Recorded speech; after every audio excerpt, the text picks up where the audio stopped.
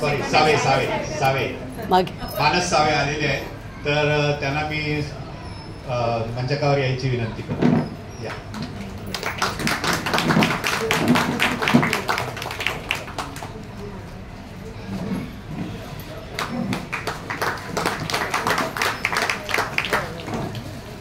आमच्या तोंडात ते अवरसेकर अवरसेकर एवढा बसलेला आहे ना, गोड माणूस आहे अवरसेकर. फक्त हा गोडवा जो आहे तो आपण रक्तात उतरवायला द्यायचा नाहीये. का उतरवायला द्यायचा नाही त्याची पण कारणं ते सांगणार आहेत. तर आता मी आजचे जे डॉक्टर आहेत त्यांची ओळख करून देतो. सुरुवातीला शीतल अवरसेकर सावे, मधुमेह आणि थायरॉइड तज्ज्ञ, मुंबई. यांचं 10वी आपल्याच परिसरातले आहेत त्या, खरं म्हणजे यांचं 10वी पर्यंत शिक्षण अलेक्झांड्रा इंग्लिश स्कूल इन्स्टिट्यूट या नामांकित शाळेत झालं. सन 2000 मध्ये 10वीची परीक्षा उत्तीर्ण झाल्यावर रुपारेल महाविद्यालयात 11वी आणि 12वीचं त्यांनी पुढचं शिक्षण घेतलं. वैद्यकीय प्रवेश परीक्षा उत्तम गुणांनी उत्तीर्ण होऊन डॉक्टर DY पाटील महाविद्यालयात येथे MBBS साठी मेरिटवर प्रवेश मिळवला त्यांनी. 2006 मध्ये MBBS उत्तम गुणांनी प्रथम श्रेणीत उत्तीर्ण झाल्यावर घाटकोपर येथील राजवाडी रुग्णालय आणि नेरूळ येथील doctor DY Patil super specialist रुग्णालय येथे इंटर्नशिप केली. तेथे निरनिराळ्या रुग्णांच्या तपासणीची आणि सर्वोत्तम डॉक्टरांकडून पुस्तकापलीकडे ज्ञान मिळवण्याची संधी त्यांना लाभलेली आहे. इंटर्नशिप पूर्ण झाल्यावर उच्च वैद्यकीय प्रवेश परीक्षेचा कठोर परिश्रम अभ्यास केला आणि मुंबईच्या KEM रुग्णालयात मधुमेह विकारशास्त्र या शाखेत पदव्युत्तर शिक्षण घेण्यासाठी प्रवेश मिळवला.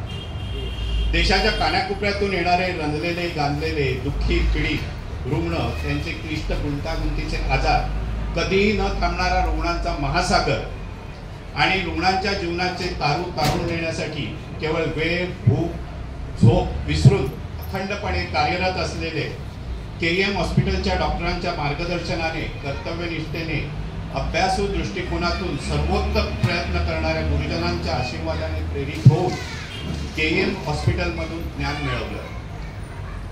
फक्त डॉक्टर नव्हे तर एकूण माणूस म्हणून KEM हॉस्पिटलमधील शिक्षणाचे वास्तव्य समृद्ध करणारे ठरले. पदव्युत्तर शिक्षण पूर्ण झाल्यावर शासनाच्या नियमानुसार गोरेगाव येथील मुंबई महापालिकेच्या सिद्धार्थ हॉस्पिटल व त्यानंतर अंधेरी येथील ब्रह्मकुमारी BES हॉस्पिटलमध्ये रुग्णसेवा केली. अंधेरी येथील नामांकित डायबिटीस सेंटरमध्ये मधुमेह तज्ज्ञ म्हणून काम करत असताना कांदिवली येथील विविध रुग्णालयात व्हिजिटिंग कन्सल्टंट डॉक्टर म्हणून काम केलेलं आहे त्यांनी. डॉक्टर म्हणून काम करत असताना आपले शिक्षण चालूच ठेवून निरनिराळ्या परीक्षा देऊन आणखीन जास्तीत जास्त ज्ञान संपादन करण्याचा त्यांनी विदेशी विद्यापीठातून ज्ञान मिळवण्याचा त्यांनी प्रयत्न केला. विदेशी विद्यापीठामधून थायरॉइड आजार, मधुमेह होणाऱ्या पायाच्या जखमा आजार अशा विविध परीक्षांना देऊन प्रशस्ती पत्रके मिळविली. गरोदरपणात होणाऱ्या स्त्रियांचे मधुमेह या विषयाचे सखोल अभ्यास केला आहे. सध्या ठाकूर संकुल येथे कांदिवली पूर्व येथे डायबिटीस सेंटर नावाचे मधुमेह, थायरॉइड आणि जीवनशैली संबंधी होणाऱ्या विकारावर उपचार आणि मार्गदर्शन करणारे आधुनिक सुविधा उपलब्ध असणारे क्लिनिक चालवतात. त्या औषधोपचाराबरोबरच रुग्ण व त्यांच्या नातेवाईकांचे बोलणे संयम सामंजस्याने ऐकून घेणे, त्यांच्या शंकांचे समाधान होईपर्यंत समजून घेणे, सामुदायिक कन्सल्टिंग करणे, आहाराबद्दल योग्य ते मार्गदर्शन करणे आणि प्रत्येक रुग्णाची आदरपूर्वक चौकशी, आपुलकी साधणे अशा गुणांमुळे अल्पावधीतच परिसरातील रुग्णांचा विश्वास त्यांनी संपादन केलेला आहे. त्याचमुळे केवळ परिसरातच नव्हे तर थेट डहाणू विरारपासून उल्हासनगर, नवी मुंबईपासून ते अगदी थेट कुलाबा पर्यंत रुग्ण देखील उपचार घेण्यासाठी, मार्गदर्शन घेण्यासाठी डायबिटीस क्लिनिकला भेट देत असतात. त्यांच्याशिवाय आणखीन आवडीनिवडी पण आहेत, चांगल्या आवडीनिवडी आहेत त्यांना. म्हणजे नुसतं अभ्यास अभ्यास अभ्यास डॉक्टर ह्याच्यात न राहता उत्तम गाणी ऐकणे, निसर्गाची भटकंती करणे, फोटोग्राफी करणे, चित्रकला, वाचन, बागकाम, जे खरोखर असे चांगली गोष्ट आहे की फक्त डॉक्टर आपण समजतो की नुसते क्लिनिकमध्येच अडकलेले असतात, पण त्यांनी हा पण गुण जोपासलेला आहे. त्याबद्दल त्यांना मी आभार मानतो त्यांचे. आता आपल्याकडे डॉक्टर मानस भालचंद्र सावे आलेले आहेत, त्यांची ओळख करून देतो. मगाशी आपल्याला लक्षात आलं की आपल्या अवर्सेकरांचे ते जावई आहेत, म्हणजे आपल्याच सगळ्यांचे ते जावई आहेत. त्यांचा अल्पपरिचय मी करून देतो. प्राथमिक व माध्यमिक शिक्षण त्यांनी तारापूर एज्युकेशन सोसायटीचे दाही विद्यालय येथून 1997 मध्ये 10वी परीक्षा उत्तीर्ण झाले. गुणवत्ता यादीत मुंबई विभागातून त्यांचा 21वा नंबर आला होता. एकदा जोरदार टाळ्या होत्या त्यांच्यासाठी. रुपारेल महाविद्यालय येथून त्यांनी आपले 11वी व 12वीचे शिक्षण पूर्ण केले. वैद्यकीय पदवी प्रवेश परीक्षा उत्तीर्ण होऊन डॉक्टर DY पाटील महाविद्यालयात MBBS ची पदवी साठी मेरिटवर त्यांनी सुद्धा मेरिटवर प्रवेश मिळवलेला आहे. 2003 साली MBBS ची परीक्षा प्रथम श्रेणीत उत्तीर्ण झाले. त्यानंतर घाटकोपर येथील राजवाडी रुग्णालयात उमेदवारी केलेली आहे, त्यांनी सुद्धा इंटर्नशिप केली तिथून. नंतर पदव्युत्तर वैद्यकीय प्रवेश परीक्षेसाठी सुरुवातीची तयारी सुरू असताना मुंबईमध्ये त्यांनी जसलोक रुग्णालयात कर्करोग विभागात काम केले आहे. तसेच कॅज्युअल्टी मेडिकल ऑफिसर म्हणून काम सांभाळलेलं आहे. बोरिवली येथील भगवती विद्यालयात शरीर वैद्यकीय विभागात त्वचा विकार शास्त्र विभागात काम केलं आहे. बँड्रा येथील भाभा रुग्णालयात मनोविकार व मानवोपचार शास्त्र विभागात काम केलेलं आहे. अनुभव भरपूर आहे यांच्याकडे. भगवती रुग्णालयात अपघात अतिदक्षता विभागातही काम केलेलं आहे व भरपूर अनुभव मिळवलेला आहे.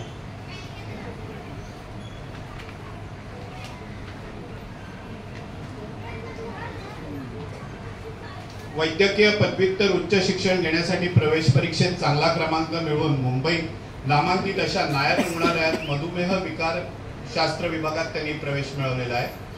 मुंबई माहीम येथील रहेजा रुग्णालयात देखील मधुमेह शास्त्र विभागात शिक्षण घेतलंय त्यांनी. सन 2010 साली मधुमेह शास्त्र व थायरॉइड विकार या विषयात पदव्युत्तर शिक्षण पूर्ण केलं. अंधेरी येथील कोकिलाबेन रुग्णालयात हृदयरोग अतिदक्षता विभागात कामाचा अनुभव त्यांना आहे. अंधेरी पूर्व येथील कामगार विज्ञान रुग्णालयात 2011 व 2014 अशी 3 वर्ष शरीर वैद्यकीय शास्त्र विभागात सिनियर रेसिडेंट म्हणून त्यांनी काम केलेलं आहे.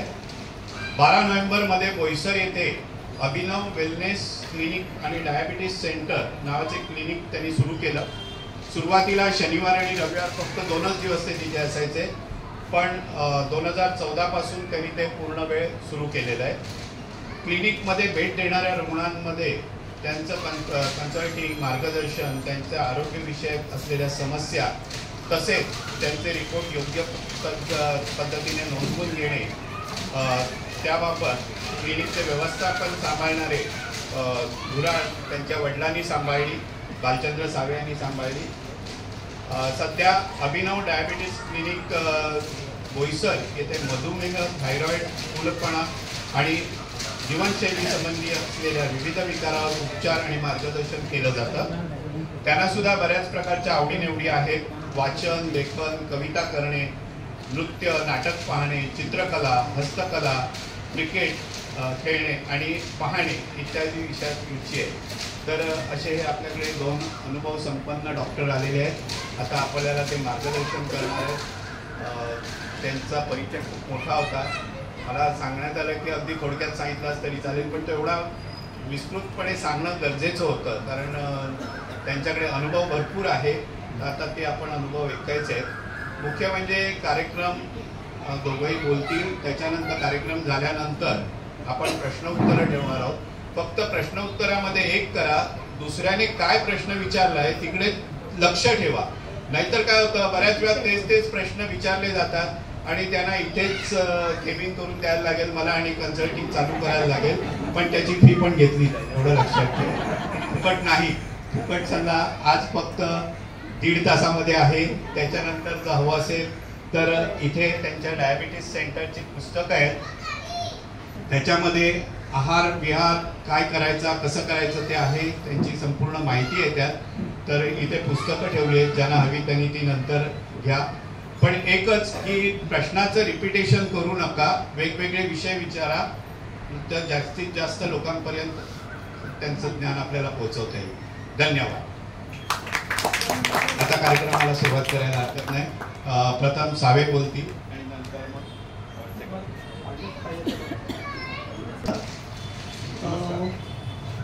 आचार्य अत्रे कट्टा ह्या संस्थेचे सर्व पदाधिकारी, आजच्या कार्यक्रमाचे आयोजक आणि उपस्थित आपण सर्व. खरं तर कट्ट्यावरचे कार्यक्रम दरवेळेला वेगवेगळे होत असतात. आमचे प्रोग्राम नेहमी सांगत असतात, दाखवत असतात आणि खरोखरच सगळ्यांचे हे सगळे कार्यक्रम कौतुकास्पद असतात. कारण वेगवेगळ्या विषयावरती तज्ज्ञ बोलवून त्यांचे मार्गदर्शन घेणं आणि एकमेकांशी हितगुज करणं हे या कट्ट्याचं एकंदरीत ध्येय आहे असं एकूण दिसून येतं. आजचा विषय मधुमेह, थायरॉईड, ब्लड प्रेशर, कोलेस्ट्रॉल ह्या वेगवेगळ्या आरोग्य समस्यावर आज आम्ही आपल्याशी हितगुज करणार आहोत. सांगितल्याप्रमाणे परवा 14 नोव्हेंबरला जागतिक मधुमेह दिन साजरा केला गेला. या वर्षीची संकल्पना म्हणजे थीम होती डायबिटीस अँड वेलबिंग, म्हणजे मधुमेह आणि स्वास्थ्य. जागतिक आरोग्य परिषदेला या वेळेला नोंद घ्यावी लागली की डायबिटीस म्हणजे फक्त शुगरवर लक्ष देऊन चालत नाही, तर प्रत्येक व्यक्तीचं शारीरिक, मानसिक, सामाजिक स्वास्थ्य ह्याकडे लक्ष दिलं पाहिजे असं जागतिक आरोग्य संघटनेला वाटलं. आणि त्यामुळेच आज तुमच्याशी बोलताना फक्त शुगर याविषयी बोलणार नसून तर शुगर म्हणजे नक्की काय हे मला सांगावं असं वाटतं. खरं तर ही टायमिंग एकदम अचूक आहे. दिवाळी नुकतीच संपली आहे, फराळाचे डबे संपत आले. फराळाचे डबे आणि डायबिटीस अगदी व्यस्त प्रमाण असतं. म्हणजे डब्यातला फराळ संपत जातो आणि रक्ताची साखर वाढत जाते. येणारे तर पेशंट जे असतात ते सगळे ते हो आता दिवाळी गेली त्यामुळे वाढली, आम्ही कमी करू डॉक्टर, आता थोडाच दिवस नाही सांगत असतात. तर ज्याच्या नावात मधू, परंतु ज्याविषयी अतिशय कडवटपणे बोललं जातं, नाव घेताच अशी कडवटीची भावना येते, असा दुसरा कुठला शब्द नसेल.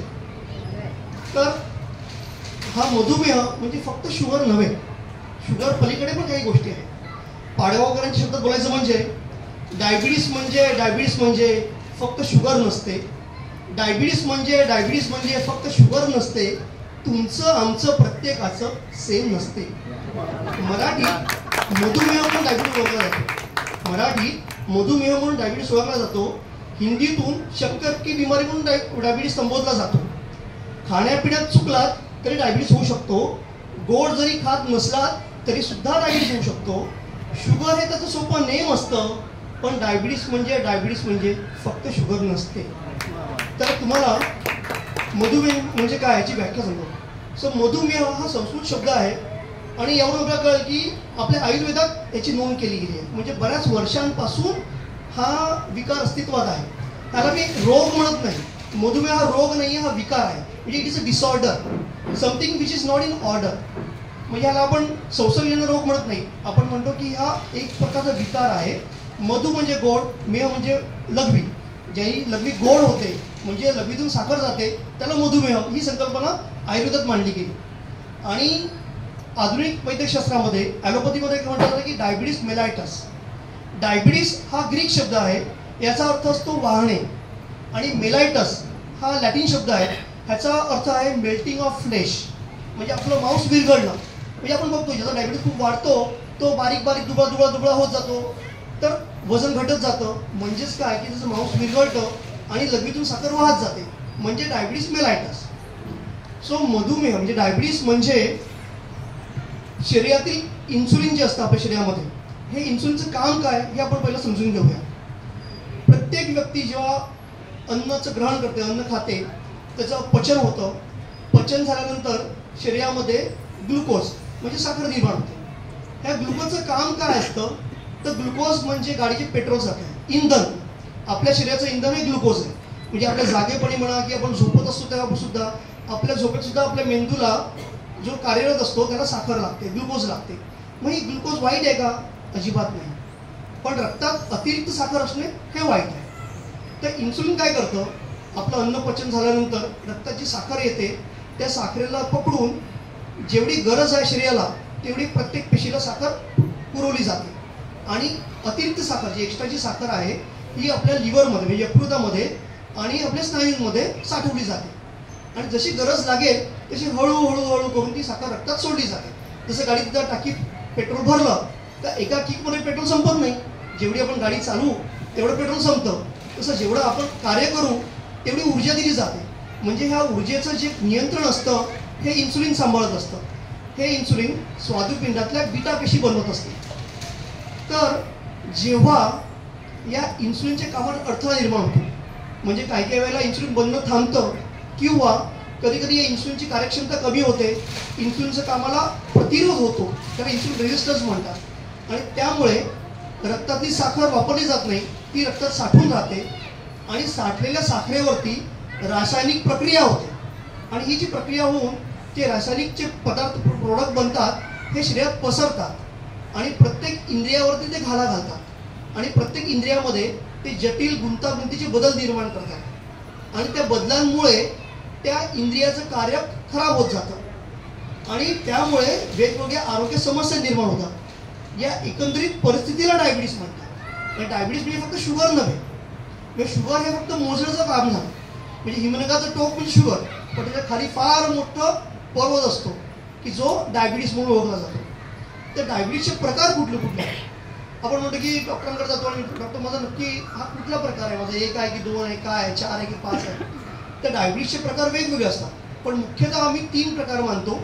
एक म्हणजे प्रकार 1 टाईप 1 डायबिटीस, ज्यामध्ये दुर्दैवाने स्वादुपिंडातून इन्सुलिन निर्मिती पूर्णपणे थांबून जाते. तर त्या व्यक्तीला बाहेरून इन्सुलिन द्यावं लागतं. जर इन्सुलिन दिलंच नाही तर ती व्यक्ती जिवंतही राहू शकत नाही. त्याला टाईप 1 म्हणतात. सर्वसाधारणपणे आपण जो मानतो तो टाईप 2 असतो. म्हणजे जगात 95% जे आपण म्हणतो तो टाईप 2 डायबिटीस असतो, ज्याच्यामध्ये इन्सुलिन बनतं परंतु त्याचं काम नीट होत नाही आणि त्यामुळे साखर वाढत जाते. हा टाईप 2 डायबिटीस. तिसरा प्रकार असतो गरोदरपणातील डायबिटीस, जेस्टेशनल डायबिटीस त्याला म्हणतात, की ज्याच्यामध्ये गरोदरपणामुळे बाळाची वाढ जशी होते तशी मातेच्या शरीरामध्ये हॉर्मोन निर्माण होतात आणि हे हॉर्मोन इन्सुलिनला काम करू देत नाही आणि प्रेग्नन्सीमध्ये डायबिटीस निर्माण होतो आणि तो वाढत जातो. तो गरोदरपणा डायबिटीस. हे मुख्य 3 प्रकार असतात. आता चौथा प्रकार म्हणजे अतिरिक्त डायबिटीस, वेगवेगळ्या इतर कारणांमुळे होणारा डायबिटीस. उदाहरणार्थ, आता नुकता 3-4 वर्षापूर्वी कोविड येऊन गेला. कोविडमध्ये बऱ्याच जणांना ज्यांना नव्हता त्यांना डायबिटीस झाला. पण कोविडमुळे त्यांनी फक्त फुफ्फुसावर नव्हे तर स्वादुपिंडावर पण हल्ला केला आणि त्यांना नव्याने डायबिटीस झाला. तसंच काही थायरॉइडचे आजार असतात, काही वेगवेगळे इन्फेक्शन्स असतात की ज्याच्यामुळे डायबिटीस होऊ शकतो. तसंच काही स्वादुपिंडाचे आजार असतात. काही लोकांना अतिरिक्त मद्यपान केल्यामुळे स्वादुपिंडात खडे निर्माण होतात, त्याला पॅन्क्रियाटायटिस म्हणतात आणि पॅन्क्रियाटायटिसमुळे डायबिटीस होतो. काही वेळेला कर्करोगामुळे डायबिटीस होतो. म्हणजे वेगवेगळ्या काही कंडिशन्समुळे डायबिटीस होऊ शकतो. हे डायबिटीसचे प्रकार झाले. आता डायबिटीसची लक्षणं काय? खरं म्हणायला झालं तर diabetes is a silent killer. बऱ्याच वेळा लक्षणच नसतात. पण सर्वसाधारण बघायला गेलो तर लक्षणं अशी असतात की वारंवार लघवीला होणं, खूप तहान लागणं, घसा कोरडा पडणं किंवा खूप भूक लागणं, खाल्लं तरी परत खाका सुटणं किंवा खातोय भरपूर पण माणसाचं वजन घटत जातं, बारीक होत जाणं, कपडे सैल होणं किंवा खूप थकवा जाणवणं, खूप झोप येणं, काम करायची इच्छा न होणं, एका गोष्टी मन न लागणं, ही सर्वसाधारण लक्षणं आहेत. तसेच बऱ्याच वेळेला इन्फेक्शन होत राहणं, लघवीच्या ठिकाणी खाज येत राहणं, जखमा होणं, जखमा न भरणं, ही सर्वसाधारण लक्षणं आहेत.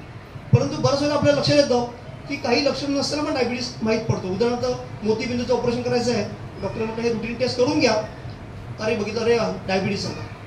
किंवा काहीतरी ॲक्सिडेंट झाला आहे, ॲडमिट केलं, बघितलं अरे शुगर आहे याला तर, किंवा आजारी पडला आहे, न्यूमोनिया झाला आहे, चेक केलं डायबिटीस निघाला. म्हणजे बऱ्याच वेळेला असं दिसून येतं की काही लक्षणच नाही आहे आणि म्हणून हा खतरनाक आजार आहे. यात लक्षणं फार उशिरा माहीत पडतात. आता ह्याच्या पुढे बघायचं तर डायबिटीसचं वर्गीकरण आपण तर बघितलं की टाईप 1, टाईप 2 टाईप आणि बाकी इतर टाईप. परंतु त्याचा निदान कसं करतात की डायबिटीस आहे असं कसं मानलं जातं. तर जेव्हा काही लक्षणं असतात जी वर सांगितल्याप्रमाणे जी लक्षणं असतात आणि लक्षणं असताना रक्तात साखर चेक केली आणि ती साखर शुगर लेवल 200च्या वरती भरली तर म्हणतो की डायबिटीस आहे.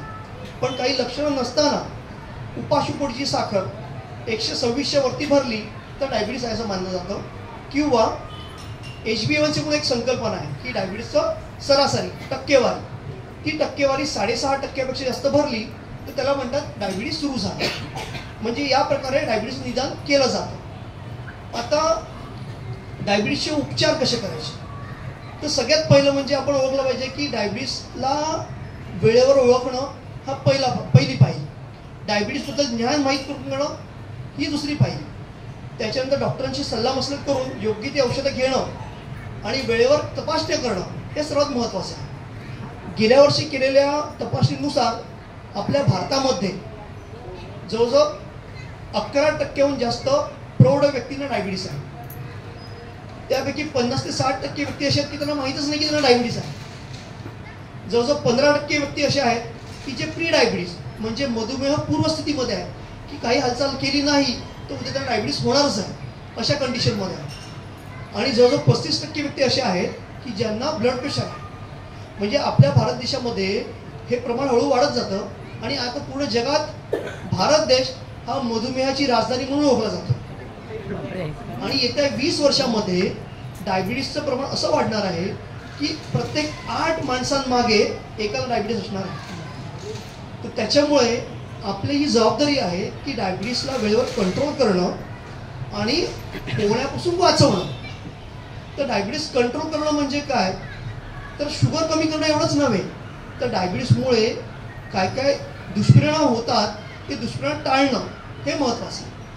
तर डायबिटीसमुळे काय दुष्परिणाम होऊ शकतात तर डायबिटीस ही अशी गोष्ट आहे की डोक्याच्या केसापासून पायाच्या नखापर्यंत प्रत्येक इंद्रिय आणि अवयवावर घाला घालतात. कुठलाच अवयव त्यात बाकी राहत नाही. तर त्याचे दुष्परिणाम जे आहेत त्याचं वर्गीकरण 2 प्रकारे केलं जातं. एक असतं मायक्रोस्कोपिक कॉम्प्लिकेशन्स म्हणजे अदृश्य कॉम्प्लिकेशन्स आणि मॅक्रोस्कोपिक. अदृश्य म्हणजे काय की बाहेरून डोळ्यांनी दिसत नाही, आतमध्ये ते चालू असतं. मग ते चालू असतं म्हणजे काय तर डोळ्याच्या पडद्यावरती इफेक्ट होणार. रेटिनोपॅथी म्हणतात त्याला की डोळ्याचा पडदा खराब होणं. नेफ्रोपॅथी म्हणजे किडनीचं फिल्टर जे असतं ते खराब होणं. आणि न्यूरोपॅथी म्हणजे संवेदना ज्याच्याने कळतात त्या नसा खराब होत जाणं. हे मायक्रोस्कोपिक कॉम्प्लिकेशन्स. आणि मॅक्रोस्कोपिक म्हणजे काय हृदयविकार, पॅरालिसिस पक्षाघात, पायाच्या जखमा न भरणं, पायाच्या रक्तवाहिन्यांचे आजार, त्याच्यानंतर सांधेदुखी, वेगवेगळ्या जखमा होणं, जखमा न भरणं, लैंगिक समस्या, वारंवार इन्फेक्शन होत राहणं, ट्युबरक्युलोसिस म्हणजे क्षयरोग किंवा न्यूमोनिया यासारखे इन्फेक्शन होत राहणं. किंवा आता सगळ्यात ज्वलंत विषय डायबिटीसमधला म्हणजे डायबिटीस आणि डिप्रेशन. डायबिटीस असल्यामुळे मानसिकदृष्ट्या लोक कमकुवत होत चालले आहेत. त्यांना एक प्रकारचं नैराश येत चाललं आहे आणि हे प्रकार वाढत चालले आहेत. म्हणजे डायबिटीसकडे बघताना फक्त शुगर बघून चालणार नाही तर सर्वांगीण बघून मधुमेह तज्ज्ञाकडे जाऊन त्यांच्याशी सल्लामसलत करून ट्रीटमेंट घ्यावी लागते. तर डायबिटीसची लक्षणांमध्ये जर मी तुम्हाला म्हटलं की बरेचसे लक्षणं नसतात आणि लक्षणं नसल्यामुळे डायबिटीस कोणी तपासावं, कोणी तपासणी केली पाहिजे तर 25 वर्षावरील प्रत्येक व्यक्तीने वर्षातून एकदा तरी डायबिटीसची तपासणी करावी. कारण भारतात हे प्रमाण वाढत चाललं. ज्यांच्या घरात आई वडिलांपैकी कोणाला एकाला डायबिटीस आहे तर पुढच्या जनरेशनमध्ये पुढच्या पिढीमध्ये जवळजवळ 50 ते 60% धोका असतो त्यांच्या पुढच्या पिढीला डायबिटीस होण्याचा. आणि आई आणि वडील दोघांपैकी दोघांनाही जर डायबिटीस असेल मधुमेह असेल तर जवळजवळ 90% चान्स आहे पुढच्या पिढीला डायबिटीस होण्याचा. त्यामुळे अशा व्यक्तीमध्ये कुटुंबामध्ये कोणाचा डायबिटीस असेल तर त्यांनी खबरदारी घेतली पाहिजे, वारंवार आपल्या तपासण्या केल्या पाहिजे. तर एकंदरीत आपला अप्रोच कसा असला पाहिजे डायबिटीसबद्दल तर त्याला आम्ही पंचसूत्री म्हणतो ABCDE की त्याद्वारे आपण डायबिटीसशी सामना करू शकतो. A म्हणजे HbA1c, B म्हणजे ब्लड ग्लुकोज आणि ब्लड प्रेशर, C म्हणजे कोलेस्ट्रॉल आणि क्रिएटिनिन, D म्हणजे डाएट आणि ड्रग्स, E म्हणजे एक्सरसाइज. आणि त्याच्यामध्ये एक 6वा षष्ठ प्रकार टाकायचा म्हणजे F म्हणजे फॅमिली, कुटुंब आणि डायबिटीस. कुटुंबाचा रोल मधुमेहाच्या ट्रीटमेंटमध्ये फार महत्त्वाचा असतो. काय होतं आपल्याकडे की एकाला डायबिटीस असेल घरामध्ये, त्या व्यक्तीशी लोक कसे वागतात, अरे तू गोड खाऊ नकोस, अरे तुला कळत नाही, ओ डॉक्टर आमची आजी ना गुपचूप फ्रीजमधून काढून काहीतरी गोड खात असते, आमची आजोबांना चॉकलेट खात असतात. म्हणजे एकंदरीत नकारात्मकदृष्ट्या डायबिटीसला प्रेझेंट केलं जातं. आणि तुला डायबिटीस आहे, तुला कळत नाही का, तू काय किती आईस्क्रीम खातेस. म्हणजे बऱ्याच वेळेला घरातली व्यक्तीच इतर व्यक्तीच त्या व्यक्तीला साईडलाईन करतात. तर आता आपल्याकडे वेळ आली आहे की कुटुंबाने त्या व्यक्तीला सामावून घेण्याची, समजून घेण्याची. सो कुटुंबाने डायबिटीस हे एक महत्त्वाची गोष्ट झाली. म्हणजे एक्सरसाइज, व्यायाम. आता बरोबर डायबिटीस आणि व्यक्ती आमच्याकडे डॉक्टर आम्ही व्यायाम करावा म्हणजे नक्की काय करायला पाहिजे, किती व्यायाम केला पाहिजे, सकाळी उठून जावं का संध्याकाळी जावं की रात्री जावं, काय करावं. तर व्यायाम हा व्यक्तिसापेक्ष आहे. म्हणजे डायबिटीसमध्ये फक्त पहाटे उठून वॉकिंग करणं हा पुरेसा नाही आहे. आता तुम्हाला सांगायला खरी गोष्ट अशी आहे की आमच्याकडे अशाही व्यक्ती येतात डायबिटीसच्या की ज्या 50-50 किलोमीटर रेस धावतायत, त्यांनाही इन्सुलिन चालू आहे आणि खूप हाय पॉवरच्या गोळ्या चालू आहेत. किंवा जे जिममध्ये जिम इन्स्ट्रक्टर आहेत, बॉडी बिल्डर आहेत, त्यांनाही औषधं चालू आहेत. म्हणजे ही संकल्पना जी आहे ना की मी खूप व्यायाम करेन आणि माझं डायबिटीस निघून जाईल, असं तसं नसतं. त्यामुळे व्यायाम हा व्यक्तिसापेक्ष हवा. त्या व्यक्तीला काय त्रास आहे, त्यांना हृदयविकार आहे का, त्यांना पायाच्या काही समस्या आहेत का, त्यांना डोळ्याच्या काही समस्या आहेत का, ह्या सगळ्यांचा अभ्यास करून त्यानुसार मग त्यांना व्यायाम दिला जातो की तुम्ही असा व्यायाम करावा. किंवा जॉईंट काही त्रास आहेत का, गुडघेदुखी आहे का, हे सगळं बघून त्यानुसार त्या अनुचितपणे त्यांना व्यायाम सांगितला जातो. बराचसा काय होतं की रेटिनोपॅथी म्हणजे डोळे कमकुवत असतात, अशा व्यक्तींनी खूप पहाटे जाऊन वॉकिंगला जाऊ नये, कारण पडण्याचा धोका असतो. असे बरेच व्यक्ती असे असतात की त्यांना सवय असते पहाटे चालत जायची, परंतु वयानुसार काय होतं, दृष्टी कमकुवत होते, बऱ्याचदा पडतात, फ्रॅक्चर होतं आणि मग बेड रिडन होतात. सो म्हणून प्रत्येक व्यक्तीचा अभ्यास करून मगच त्यांना आम्ही व्यायाम सांगतो. म्हणजे 4 लोक असं करतात मग बाकी तसंच केलं पाहिजे असं अजिबात नाही. आता डी म्हणजे डाएट आणि एक्सरसाइज. आहार कसा असायला पाहिजे. सो आहार सुद्धा व्यक्तिसापेक्ष असायला पाहिजे. डॉक्टर आजकाल आम्ही ऐकतो की चपाती खराब आहे, गहू खराब आहे, गहू बंद केला पाहिजे. हे सगळ्यात पहिली तक्रार. आता गहू खराब हे गेले 3-4 वर्षात पसरलेलं लोण आहे. आपल्याकडे काय होत आहे, युनिव्हर्सिटी ऑफ व्हॉट्सॲप आणि फेसबुक यावरून काय होतं ना, अपप्रचार एवढे पसरतात की त्याच्यामुळे 2-2 वर्षामध्ये भात बंद, साखर बंद, गहू बंद, हे बंद, ते बंद, आपण बंद करायच बसलो. पण खरं काय खावं आणि काय खाऊ नये, किती प्रमाणात खावं, आता याबद्दल डॉक्टर शीतल सांगतीलच आहाराबद्दल. पण आहार पण व्यक्तिसापेक्ष पाहिजे. आणि दुसरी गोष्ट म्हणजे ज्येष्ठ नागरिकांमध्ये खास सांगतो आम्ही की आहार हेच औषध आहे. सगळ्यात पहिलं औषध आहार. आहाराला तुम्ही नंबर 1 ठेवा. आम्ही ट्रीटमेंट पहिलं म्हणतो की तुमचा आहार सगळ्यात पहिलं असतं.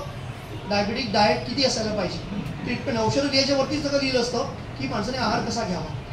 तर आहार कसा घ्यावा, त्या व्यक्तीची पोटाची समस्या आहेत का, पचनाच्या समस्या बघून पचेल असा आहार घ्यावा. त्याची दाताची कंडिशन कशी आहे, दात चांगले हवे, कारण अन्न चावता आलं पाहिजे. सो बऱ्याचदा काय होतं की ज्येष्ठ नागरिकांमध्ये दात खराब झाले असतात, चावता येत नाही, मग ते मऊशार जे जमेल तेच चावतात आणि बऱ्याच वेळेला अशामुळे त्यांचं डायबिटीस कंट्रोल होत नाही. सो म्हणून त्यांना मी सांगतो की तुमचे दात तपासून घ्या, दाताची ट्रीटमेंट करा. अन्न चावता येणं हे फार महत्त्वाचं आहे. जर तुम्ही व्यवस्थित अन्न चावाल तरच तुमचं पचन चांगलं होईल, तुमचे प्रोटीन जातील, तुमचं जे हाडं आहेत, मांस आहे ते मजबूत राहील. कारण अन्न हेच उत्तम औषध आहे. प्रतिकारशक्ती वाढवण्यासाठी योग्य आहार घेणं महत्त्वाचं आहे. आता ड्रग्स म्हणजे औषधांबद्दल पण बऱ्याच वेळेला गैरसमजूत आहे. म्हणजे समजुतीविषयी गैरसमजूत. 1000 पॉवरची गोळी चांगली का वाईट, 500ची चांगली का वाईट, डॉक्टर यांची तर अर्धीच गोळी चालू आहे, तुम्ही आम्हाला 1000च्या गोळ्या लिहून देतात, काय आमची किडनी खराब होईल का, आमची गोळ्या बंद तरी होतील की नाही होतील, हो डॉक्टर यांच्या गोळ्या अर्धीच चालू आहे, आमची गोळी कधी बंद होणार. आता बऱ्याच वेळेला औषधांबद्दल पण गैरसमजुती आहे. सो त्या गैरसमजुती पण डॉक्टर शीतल आपल्याला समजावून सांगणार आहेत मिथ्स आणि मिसकन्सेप्शनबद्दल. पण औषधं का महत्त्वाची आहेत, तर आता डायबिटीसची ट्रीटमेंट जी आहे ती ग्लुकोसेंट्रिक नाही, म्हणजे फक्त ग्लुकोज कमी करण्यासाठी नाहीच आहे. ग्लुकोज बरोबर इतर सर्व अवयव योग्य राहतील की नाही, आपलं हृदय बी चांगलं राहील की नाही, आपली किडनी व्यवस्थित राहील की नाही, आपले डोळे चांगले राहतील का, आपलं यकृत चांगलं राहील का, हे सगळ्यांचा अभ्यास करून मगच तुमची औषधं ठरवली जातात. त्यामुळे अमकेला अर्धीच गोळी चालू असेल म्हणून मलाच अर्धी चालू राहील असं नाही. भावाभावामध्ये सुद्धा औषधं बदलतात. भाव बहिणीला पण वेगळी औषधं चालू असतात आणि त्याच्यामुळे प्रत्येकाची वाहन प्रत्येकाच्या पायामध्ये, त्यामुळे प्रत्येकाची औषधी आहे ही प्रत्येकाच्या त्याच्या डायबिटीसनुसार ठरवली जातात. त्यामुळे तुम्ही तुमच्या डायबिटीस तज्ज्ञाशी सल्लामसलत करून मगच औषधं घ्यायला पाहिजे. आता सी, किडनी आणि कोलेस्ट्रॉल. कोलेस्ट्रॉल म्हणजे नक्की काय? डॉक्टर मी काहीच गोड खात नाही, मी तेलकट खात नाही, तुपकट खात नाही, मी खूप व्यायाम करते, तरी पण माझं कोलेस्ट्रॉल का वाढतं? आता कोलेस्ट्रॉल म्हणजे काय? रक्तामधली चरबी एका ठराविक विशिष्ट लेवलपेक्षा वाढणं म्हणजे कोलेस्ट्रॉल. आता ती चरबी काय होते? ती वाढते रक्तामधून आणि ती पसरते आणि त्या चरबीचा थर जागोजागी जाऊन बसतो, खास करून आपल्या रक्तवाहिन्यांमध्ये.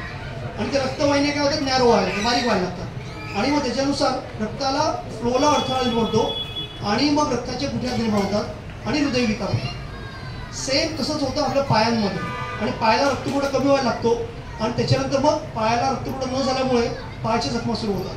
त्याला ॲथेरोस्क्लेरोसिस म्हणतात, म्हणजे धमनी काठिण्य, मराठीमध्ये धमनी काठिण्य. मग त्या कोलेस्ट्रॉलच्या मुळे होत असतात. त्यामुळे कोलेस्ट्रॉल तपासून ते कंट्रोल करणं फार महत्त्वाचं आहे. बऱ्याच वेळेला आपण सर्व पथ्य पाळून सुद्धा वयानुसार कोलेस्ट्रॉल वाढत जातं आणि त्याचा उपचार करायला पाहिजे. सी म्हणजे क्रिएटिनिन, किडनी. तर बऱ्याच वेळेला आपलं काय होतं? डॉक्टरांकडे आपण जातो, डॉक्टर माझी शुगर चांगली आहे, मला हे चांगलं आहे, पण बऱ्याच वेळेला आपली किडनी आपण तपासलेली नसते. तर ज्यांना डायबिटीस आहे त्यांनी वर्षातून एकदा तरी किडनी तपासली पाहिजे. कारण किडनीवर सगळ्यात खराब, डायबिटीसवर सगळ्यात वाईट परिणाम होतो. डायलिसिस होण्यासाठी किडनी खराब होणं ह्याला पहिलं मुख्य कारण डायबिटीस आहे. अख्ख्या जगामध्ये जे व्यक्ती डायलिसिसवर गेल्यात त्याचं सगळ्यात महत्त्वाचं कारण डायबिटीस आहे. त्यामुळे किडनी तपासणं फार महत्त्वाचं आहे. आता बी म्हणजे ब्लड ग्लुकोज आणि ब्लड प्रेशर. तर ब्लड ग्लुकोज म्हणजे डायबिटीस किती कंट्रोल करायला हवा तोही व्यक्ती सापेक्ष आहे. खरं तर आम्ही जेव्हा म्हणतो की तरुण व्यक्ती आमच्याकडे जेव्हा येते तेव्हा त्याचं डायबिटीस कंट्रोल का करायला पाहिजे? कारण डायबिटीसचे धोके होऊ नये म्हणून, त्याच्या किडनीवर, डोळ्यावर, हार्टवर परिणाम होऊ नये म्हणून. मग त्यांच्यासाठी आम्ही काय म्हणतो, तुम्ही तरुण वय आहे, तुम्ही खूप चांगला कंट्रोल करा. म्हणजे उपाची पोटी 100पर्यंत जेवून 150पर्यंत साखर ठेवली पाहिजे. पण जी ज्येष्ठ नागरिक आहे ज्यांच्यामध्ये काय आहे की डायबिटीस झाल्यामुळे किंवा वयानुसार किडनी कमजोर आहे, डोळे कमजोर आहेत, हृदय कमजोर आहे, अशा व्यक्तींमध्ये डायबिटीसचं जे नियंत्रण आहे, त्याच्या ज्या कक्षा आहेत त्या आम्ही थोड्याशा वाढवतो. थ्रेशोल्ड जो असतो तो वाढवतो. म्हणजे त्यांना खूप काटेकोरपणे कंट्रोल करायला सांगत नाही. कारण खूप कमी शुगर जेव्हा कमी करायला जातो तेव्हा शुगर लो होऊन त्याचा वाईट परिणाम मेंदूवर होण्याचा असतो.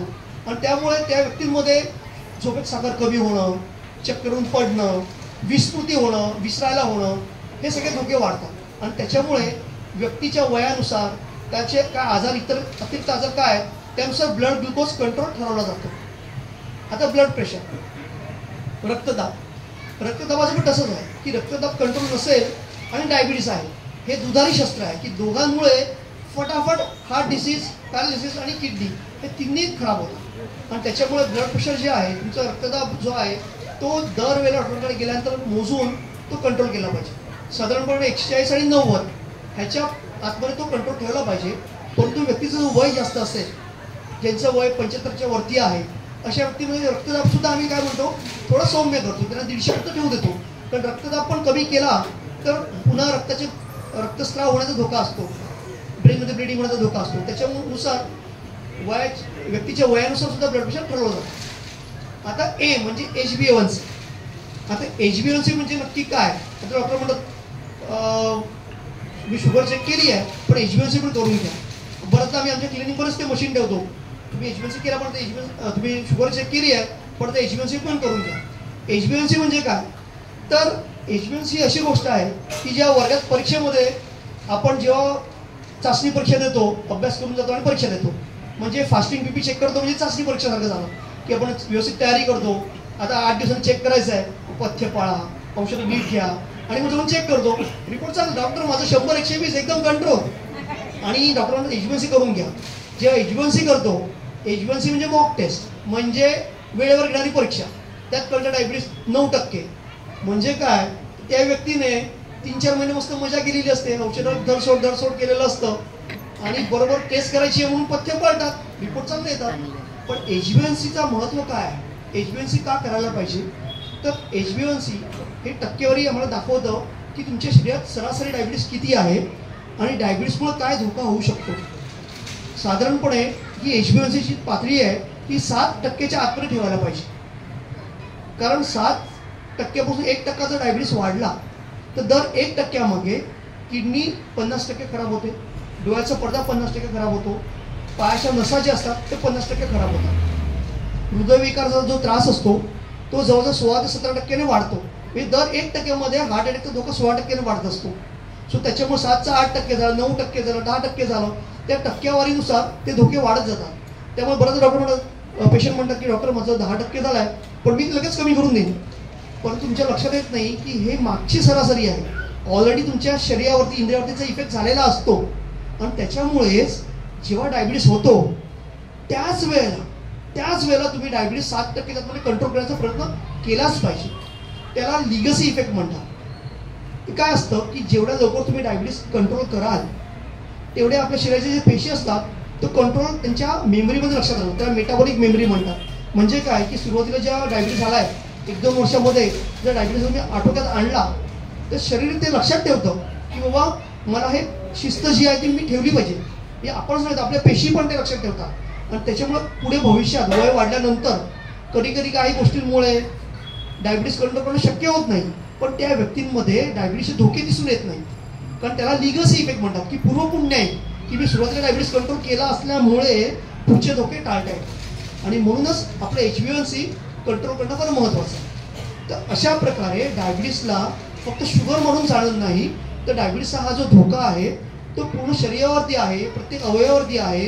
आणि त्यामुळे डायबिटीसला योग्य प्रकारे नियंत्रणात ठेवणं आणि सगळ्यात महत्त्वाचं म्हणजे डायबिटीसची मिसअंडरस्टँडिंग ह्यापासून दूर राहणं हे महत्त्वाचं आहे. आता मी माझं बोलणं थांबवतो आणि डॉक्टर शीतलला विनंती करतो की सगळ्यात महत्त्वाची गोष्ट म्हणजे मिथ्स आणि मिसकन्सेप्शन ह्याविषयी ते आपल्याशी बोलतील.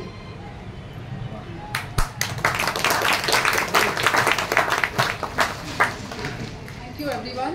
पहिली गोष्ट म्हणजे very big thank you to Atrekatta organisers for inviting us. November हा डायबिटीज अवेअरनेस मंथ हा मानला जातो. नोव्हेंबरमध्ये 14 नोव्हेंबरला आपण diabetes day, world diabetes day हा सेलिब्रेट केला जातो, ज्या दिवशी maximum amount of awareness activities हे वेगवेगळ्या ठिकाणी आयोजित केले जातात. आणि मुख्य म्हणजे हा जो आठवडा आहे हा डायबिटीज अवेअरनेस वीक आहे. So we are very grateful to the organisers for inviting us on this platform on this occasion. आता डॉक्टर मानसनी basics of diabetes and overall information आपल्याकडे दिलेली आहे. बट बऱ्याचदा आम्ही प्रॅक्टिसमध्ये बघतो की over a period of time काही मिसकन्सेप्शन्स हे फॉलो केले जातात. सो बिकॉज जे पेशंट्स असतात ते डायबिटीजची माहिती डॉक्टरांकडून कमी आणि आजूबाजूच्या लोकांकडून, मित्रमैत्रिणींकडून ही जास्त गेन करतात. सो बऱ्याचदा ही माहिती रॉंग असते आणि जसं ते म्हणाले युनिव्हर्सिटी ऑफ व्हॉट्सॲप आणि फेसबुक त्याच्यावरती फार मिसइन्फॉर्मेशन पसरली जाते आणि त्याची माहिती जी आहे ती बऱ्याचदा चुकीची असते. So I'll just enumerate a few misconceptions which people have in diabetes. सर्वात पहिली म्हणजे diabetes is caused by eating too much sugar. आता जेव्हा पहिल्यांदा ज्याला डायबिटीज डिटेक्ट होतं ती व्यक्ती फर्स्ट ऑफ ऑल खूप घाबरलेली असते. आल्या त्याचं पहिलं स्टेटमेंट हेच असतं, डॉक्टर मी उद्यापासून साखर बंद करणार. आणि दुसरी गोष्ट म्हणजे उद्यापासून भात बंद करणार. सो ही सर्वात चुकीची माहिती आहे. It is not the amount of sugar that one is. Basically आपण कॅलरी डेन्स फूड्स म्हणजे हाय कॅलरी फूड्स किती खातो त्याच्यावरती सर्व अवलंबून असतं. आता शुगरच्याही पेक्षा जास्त धोका आपल्याला फॅट्सनी असतो म्हणजे ऑइल. तर बऱ्याचदा ऑइल्स जे आहेत ते आपण नोईंगली आपल्या फूडमध्ये घालत नाही, बट अननोईंग आणि हिडन ऑइल्स आणि हिडन फॅट्स हे बऱ्याच फूड स्टफ्समध्ये असतात, जास्त करून जे प्रोसेस्ड फूड आणि पॅकेज फूड. सो आजकालचा जमाना असा आहे की आपल्याला वेळ नाही आहे, we rely more on package foods. तर बरीच लोक येतात की मी बिस्किटं खातो पण ती शुगर फ्री बिस्किट असते, किंवा मी ब्रेड खातो पण तो ब्राऊन ब्रेड असतो.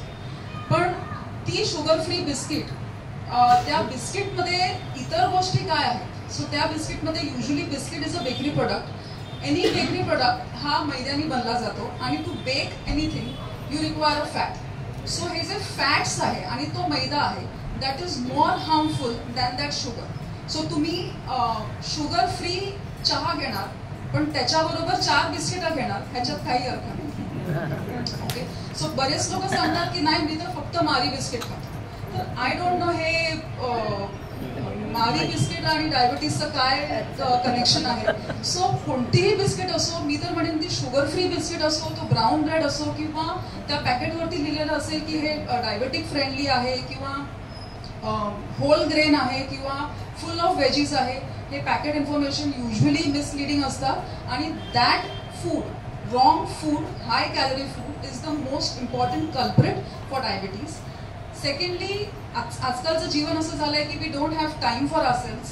सो लॅक ऑफ एक्सरसाइज आणि नो मेंटल वेलबिंग हे 2 other main important factors for diabetes आहेत. सो आपलं आता मुंबईमध्ये जीवन आपल्याला सगळ्यांनाच माहिती आहे की how fast pace the life is. लोक सकाळी 8ला निघतात ते रात्री 10ला परत येतात. सो एक्सरसाइज करायला वेळ नाही आहे आणि ट्रॅव्हल करताना बसून जातात किंवा ट्रेनमध्ये लटकूनच जातात. सो त्याच्यामध्ये कोणत्याही प्रकारचं एक्सरसाइज किंवा फिजिकल ॲक्टिव्हिटी होत नाही. सेकंडली, क्वालिटी स्लीप न मिळणं. So all this, lack of good physical activity, lack of sound sleep आणि रॉंग फूड, ह्यामुळे डायबिटीज वाढतं. आणि सेकंडली, ॲज इंडियन्स आपण जेनेटिकली आपण प्रोन आहोत की एक्सेस फॅट जेव्हा पण आपण इंटेक करतो ते आपल्या बॉडीमध्ये स्टोअर होतं.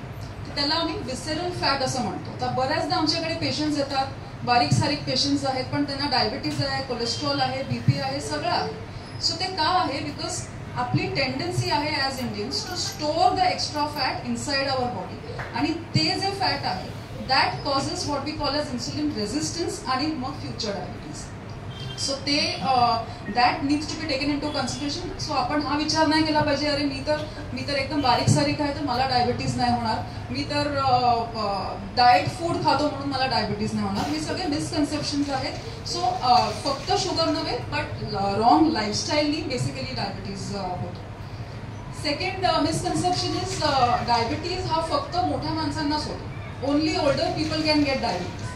आता कसं असायचं की आपण म्हणजे 20-30 इयर्स बॅक डायबिटीज हा फक्त आपल्या आजी आजोबांनाच कदाचित झालेला असायचं. इन टुडेज वर्ल्ड डायबिटीज आणि type 2 diabetes in younger generation म्हणजे इन 20 इयर्स, इन 30 इयर्स हे इतकं कॉमन झालं आहे that we have stop becoming surprised when a 20 or 30 year old comes to our clinic with a high sugar. So ह्याचं पण main कारण हेच आहे की Indians being more genetically prone आणि आधी कोणाला जर फॅमिलीमध्ये एखाद्याला जरी डायबिटीज होती तर ती नेक्स्ट जनरेशनला पास ऑन फार लवकर होती. So as a rule next generation gets type 2 diabetes 1 decade earlier. So जर आपल्या आई वडिलांना डायबिटीज 50-60s मध्ये झाला तर आत्ताच्या जनरेशनमध्ये 30s-40s मध्ये होतो बिकॉज आपली लाईफस्टाईल पण फार डिफरंट आहे. आई वडिलांची लाईफस्टाईल आणि आजकालच्या यंग पिढीची लाईफस्टाईल ही फार वेगळी. आणि वर्स्ट सिनारिओ इज जेव्हा यंग कपल येतात, डायबेटिक कपल, आणि ते आपल्या मुलांना घेऊन येतात, त्या मुलांकडे पाहून it is a very depressing feeling. Because पहिली गोष्ट ते आयपॅड घेऊन येतात, ती मुलं शांत राहत नाही म्हणून त्यांच्या हातात तो आयपॅड दिला जातो. म्हणजे फिजिकल ॲक्टिव्हिटी ही कुठेच राहिलेली नाही आहे आजकाल. सेकंडली त्याच्या हातात काहीतरी गप्प राहण्यासाठी एक चॉकलेट दिलेलं असतं. सो त्यांना इतक्या लहान वयापासून लॅक ऑफ फिजिकल ॲक्टिव्हिटी आणि रॉंग फूडची एवढी सवय लावून घेतलेली आहे की एवढ्या लहान मुलांना सुद्धा आपण बघतो की प्रोट्रुडिंग बेली आहे किंवा इथे नेकच्या पाठीमागे एक ब्लॅक पॅच जर तुम्ही पाहिलं असेल त्याला आम्ही एकॅन्थोसिस नायग्रिकन्स असं म्हणतो.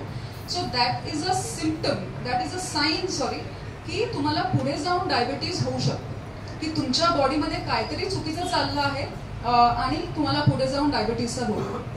सो हे प्रोट्रुडिंग बेली आणि एकॅन्थोसिस आजकाल टीनेज किंवा लेस दॅन टीनेजमध्ये पण पाहिलं जातं. सो दुर्दैवाने ही मुलं will get diabetes in their teenage or in their 20s.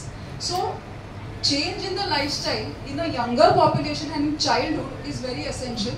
आणि acceptability is a major concern when young people get diabetes.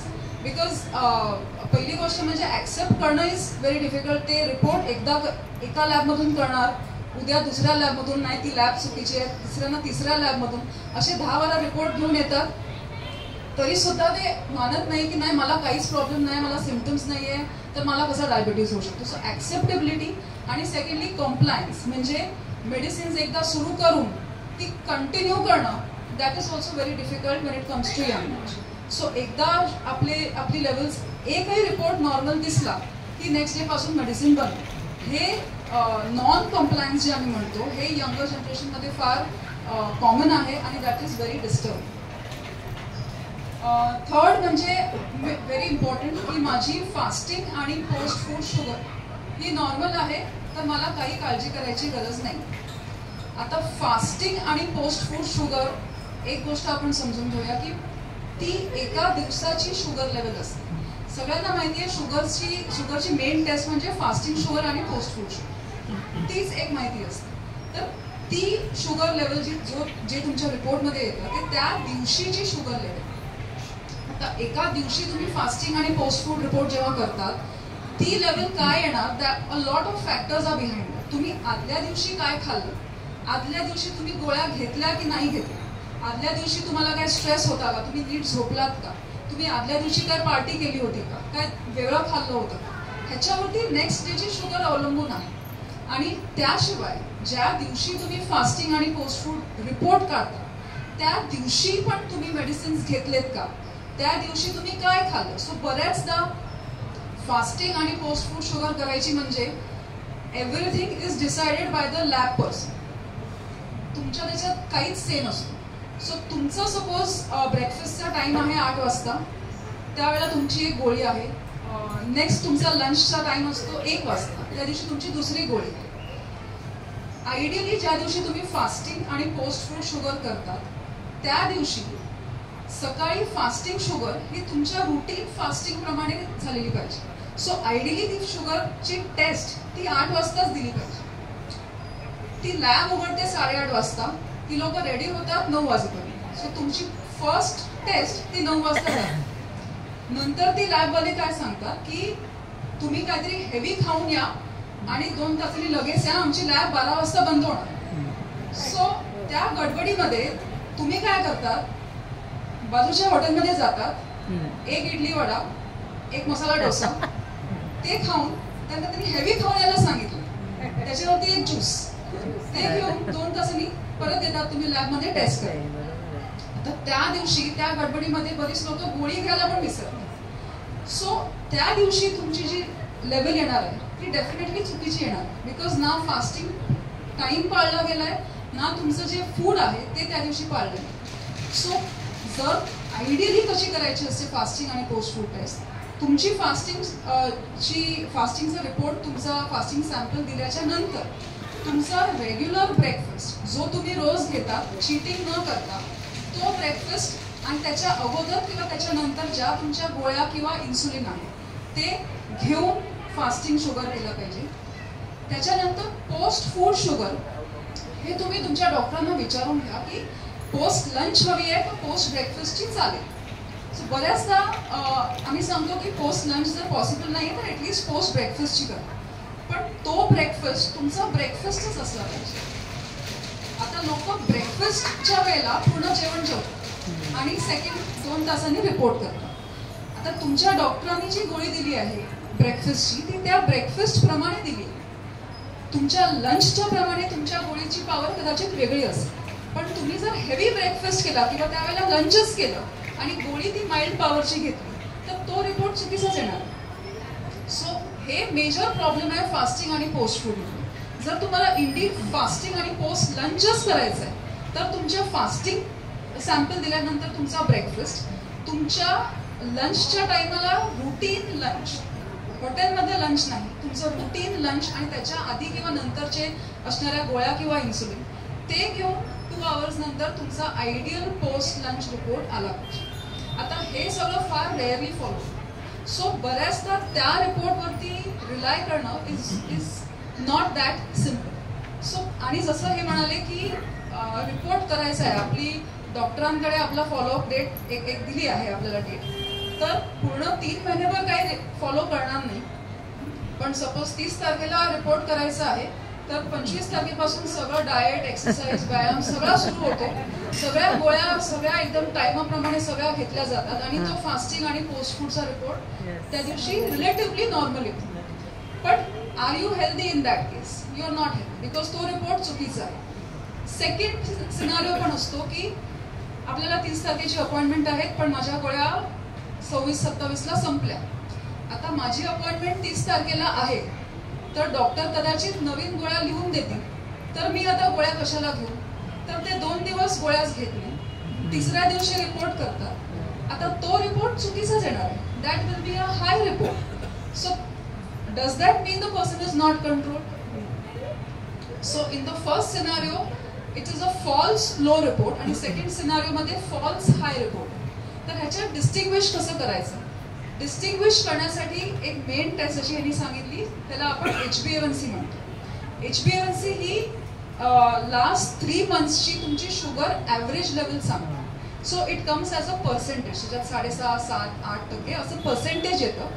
त्याचा अर्थ असतो एक पर्टिक्युलर शुगर लेवल. सो तुमची जर लास्ट 3 महिन्याची सगळी शुगर लेवल्स आपण काउंट केली आणि ती डिवाइड केली by the number of readings, तर ती लेवल काय येईल त्याला आपण HbA1c म्हणतो. त्याच्यात रिलेटिव्हली तुमचा कंट्रोल चांगला आहे की वाईट आहे हे कळतं. आता HbA1c मध्ये पण प्रॉब्लेम्स येऊ शकतात. If I give an example, suppose एक व्यक्ती आहे ज्याची फास्टिंग शुगर किंवा प्री फूड शुगर नेहमी 90, 100, 110 ह्या लेवलची राहते, पण त्यांची पोस्ट फूड शुगर मात्र 200 असते.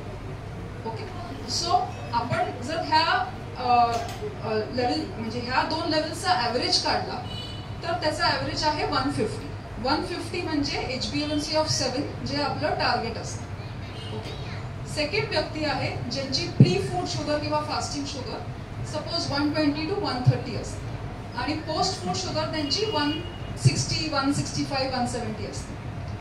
आता ह्याचा पण जर आपण ॲव्हरेज काढला तर त्याचा पण ॲव्हरेज 150 आहे. त्याचा पण अर्थ आहे की त्यांचा HbA1c रिपोर्ट 7च येणार, पण दोन्ही 7 मध्ये फार अंतर आहे.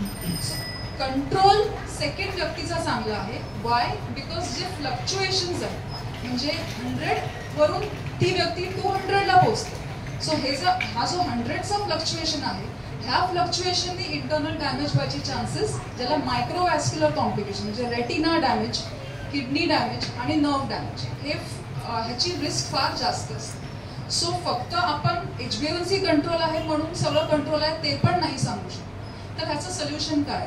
ह्याचे सोल्युशन्स आहेत की आयदर जसं आम्ही युजली सांगत असतो की तुम्ही घरी शुगर मॉनिटर करा तुमच्या सोयीप्रमाणे, तुमच्या रुटीन लाईफस्टाईल आणि रुटीन टाइम टेबलप्रमाणे घरी आठवड्यातून किंवा 15 दिवसातून तुम्ही मॉनिटर करत राहा आणि वेगवेगळ्या वेळेला ती मॉनिटर करा शुगर. सो खास करून आम्ही युजली ज्यांना मल्टिपल टॅबलेट्स सुरू आहेत, ज्यांना हाय पॉवर मेडिसिन सुरू आहेत किंवा ज्यांना इन्सुलिन सुरू आहे किंवा ज्यांना खूप हाय आणि लो शुगरची टेंडन्सी आहे, त्यांना आम्ही घरी चेक करायला सांगतो. बिकॉज ती 1 दिवसाची फास्टिंग BP किंवा तो HbA1c will not give us the perfect diagnosis. ह्याच्याहून बेटर सोल्युशन आजकालच्या ह्याच्यामध्ये डेमध्ये हा आहे की त्याला आपण CGMS म्हणतो, कंटिन्युअस ग्लुकोज मॉनिटरिंग सिस्टम. तर ही आजकालची सर्वात बेस्ट इन्व्हेस्टिगेटिव्ह टेक्निक आहे, ज्याच्यामध्ये एक 1 रुपी कॉईन जितकं स्टिकर आपण एक इथे हातावरती स्टिक करतो, त्याला एक फाईनशी निडल असते. ओके, ती निडल ती आपल्या स्किनच्या अंडर ती स्टिक होऊन राहते. त्या निडलमध्ये सेन्सर असतो जी कंटिन्युअसली आपली शुगर मॉनिटर करते. ते जे रिडिंग्स आहेत ते त्याच्यात स्टोअर होतात. तो स्टिकर आपण 2 वीक्स पर्यंत ठेवतो, 2 आठवड्यांपर्यंत ठेवतो. आफ्टर 2 वीक्स त्यातला डेटा आपण डाउनलोड करतो आणि ते स्टिकर काढून फेकून देतो. It's a very simple technique. त्याच्याने आपल्याला बरेच नवीन इन्फॉर्मेशन मिळतात तुमच्या शुगरबद्दल. सो बऱ्याचदा काय होतं की फास्टिंग आणि पोस्ट लंच ही तेवढी हाय नसते जितकी इव्हनिंगची शुगर असते. जेव्हा आम्ही डाएट रिकॉल घेतो तेव्हा ऑफिसमधून आल्यानंतर जे फूड इनटेक होतं that is higher than the breakfast and lunch. Because आल्यानंतर जे दिसतं डब्यात जे सगळं असतं ते सगळं खाल्लं जातं, किंवा येता एक वडापाव समोसा हे सगळं खाऊन माणूस घरी येतो, आणि रात्रीचं डिनर एकच डिनर आपण फॅमिली बरोबर घेतो, म्हणून ते एकदम फुल फ्लेश डिनर असतं. सो बऱ्याचदा त्या CGM मध्ये हे आपल्याला दिसून येतं की आपली संध्याकाळची आणि रात्रीची शुगर हाय आहे, आणि आपण चेक करत बसलोय फास्टिंग आणि post. So it is not the correct way to decide whether person is really well controlled on. So I think ज्यांना रिस्क आहे किंवा ज्यांना मल्टिपल मेडिसिन सुरू आहे त्यांनी हे ॲडिशनल टेस्ट डेफिनेटली केले पाहिजे. नाव इज शुगर टेस्ट ओनली ना, बऱ्याचदा ती फास्टिंग आणि पोस्ट फूड तर सोडा ती फक्त फास्टिंग शुगरच घेऊन येतात, बिकॉज आम्हाला पोस्ट फूड शुगर टेस्ट करायला वेळच नाही. बाकीचे टेस्ट तर सोडूनच द्या. लोक येतात वन्स इन 6 months आणि सुद्धा एक फास्टिंग शुगर. आता फास्टिंग शुगर बऱ्याचदा नॉर्मल येऊ शकते even if you are not control, because त्या फास्टिंगच्या आधी आपल्याला 8 hours फास्टिंगचा गॅप असतो. सो फास्टिंगपर्यंत आपली शुगर युजली कमी झालेली असते, बट पोस्ट फूड शुगर कोण चेकच करत. So apart from fasting and post food if required HbA1c आणि इफ रिक्वायर्ड CGMS हे इम्पॉर्टंट इन्व्हेस्टिगेशन. आता फक्त शुगरच टेस्ट करायची का?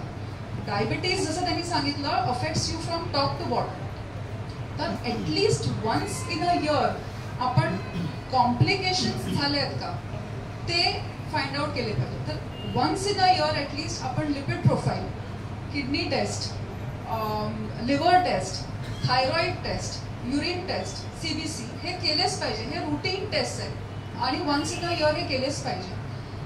रेटिना चेकअप जसं ते म्हणाले once in 1 year or once in 2 years हा केलाच पाहिजे. तर का केला पाहिजे? बरीच लोक सांगतात मला काही प्रॉब्लेम नाही आहे तर मी हे टेस्ट का करू? बिकॉज तुम्हाला जोपर्यंत प्रॉब्लेम होईल ते फार लेट झालेलं असतं. इनिशियल स्टेजला तुम्हाला जरुरी नाही की तुम्हाला काही सिम्पटम्स किंवा तुम्हाला काही जाणवेल, बट इनिशियल स्टेजमध्ये जर आपण डिटेक्ट केलं की बाबा काही रेटिना इश्यू आहे किंवा अर्ली किडनी इश्यू आहे तर आपल्याला त्याला हॉल्ट करायला काहीतरी आपण करू शकतो.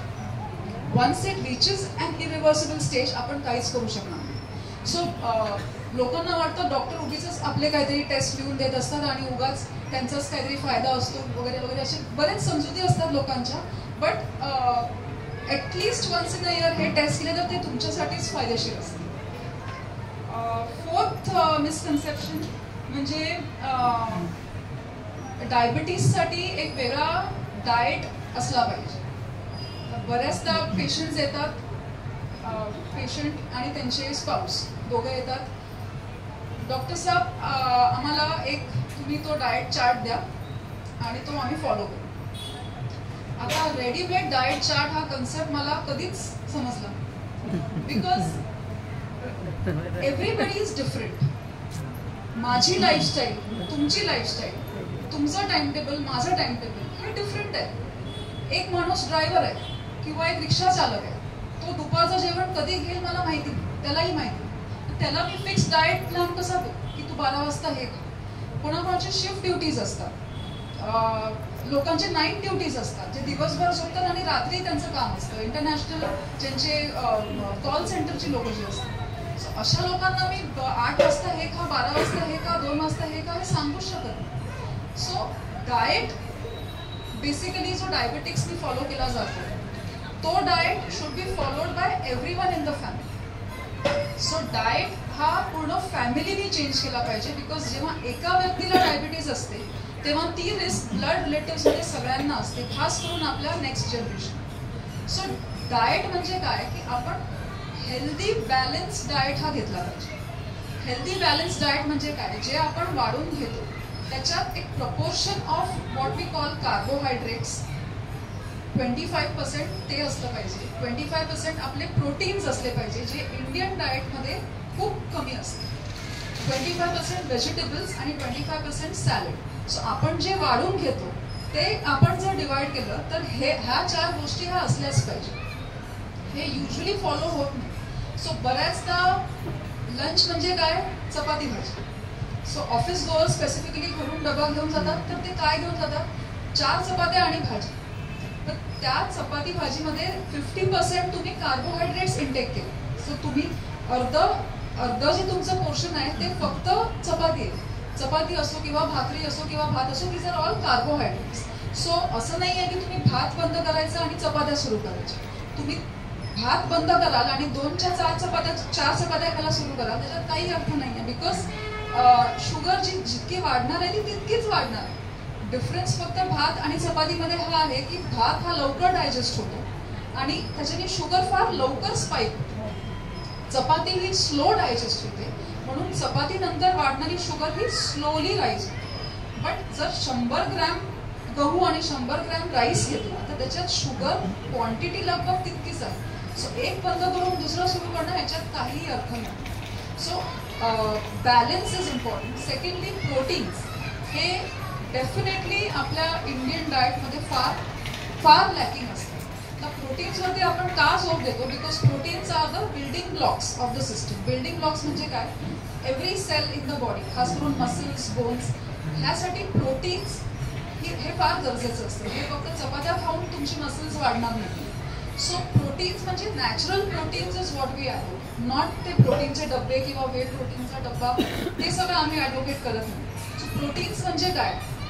प्रोटीन्स म्हणजे एनी टाईप ऑफ दाल किंवा स्प्राउट्स, म्हणजे मूग मटकीची उसळ जरी असते त्याला आपण प्रोटीन म्हणू, किंवा एनी फॉर्म ऑफ बीन्स म्हणजे चवळी, राजमा, ह्या गोष्टी, ह्याच्या भाज्या पण प्रोटीन्सच मानल्या जातात.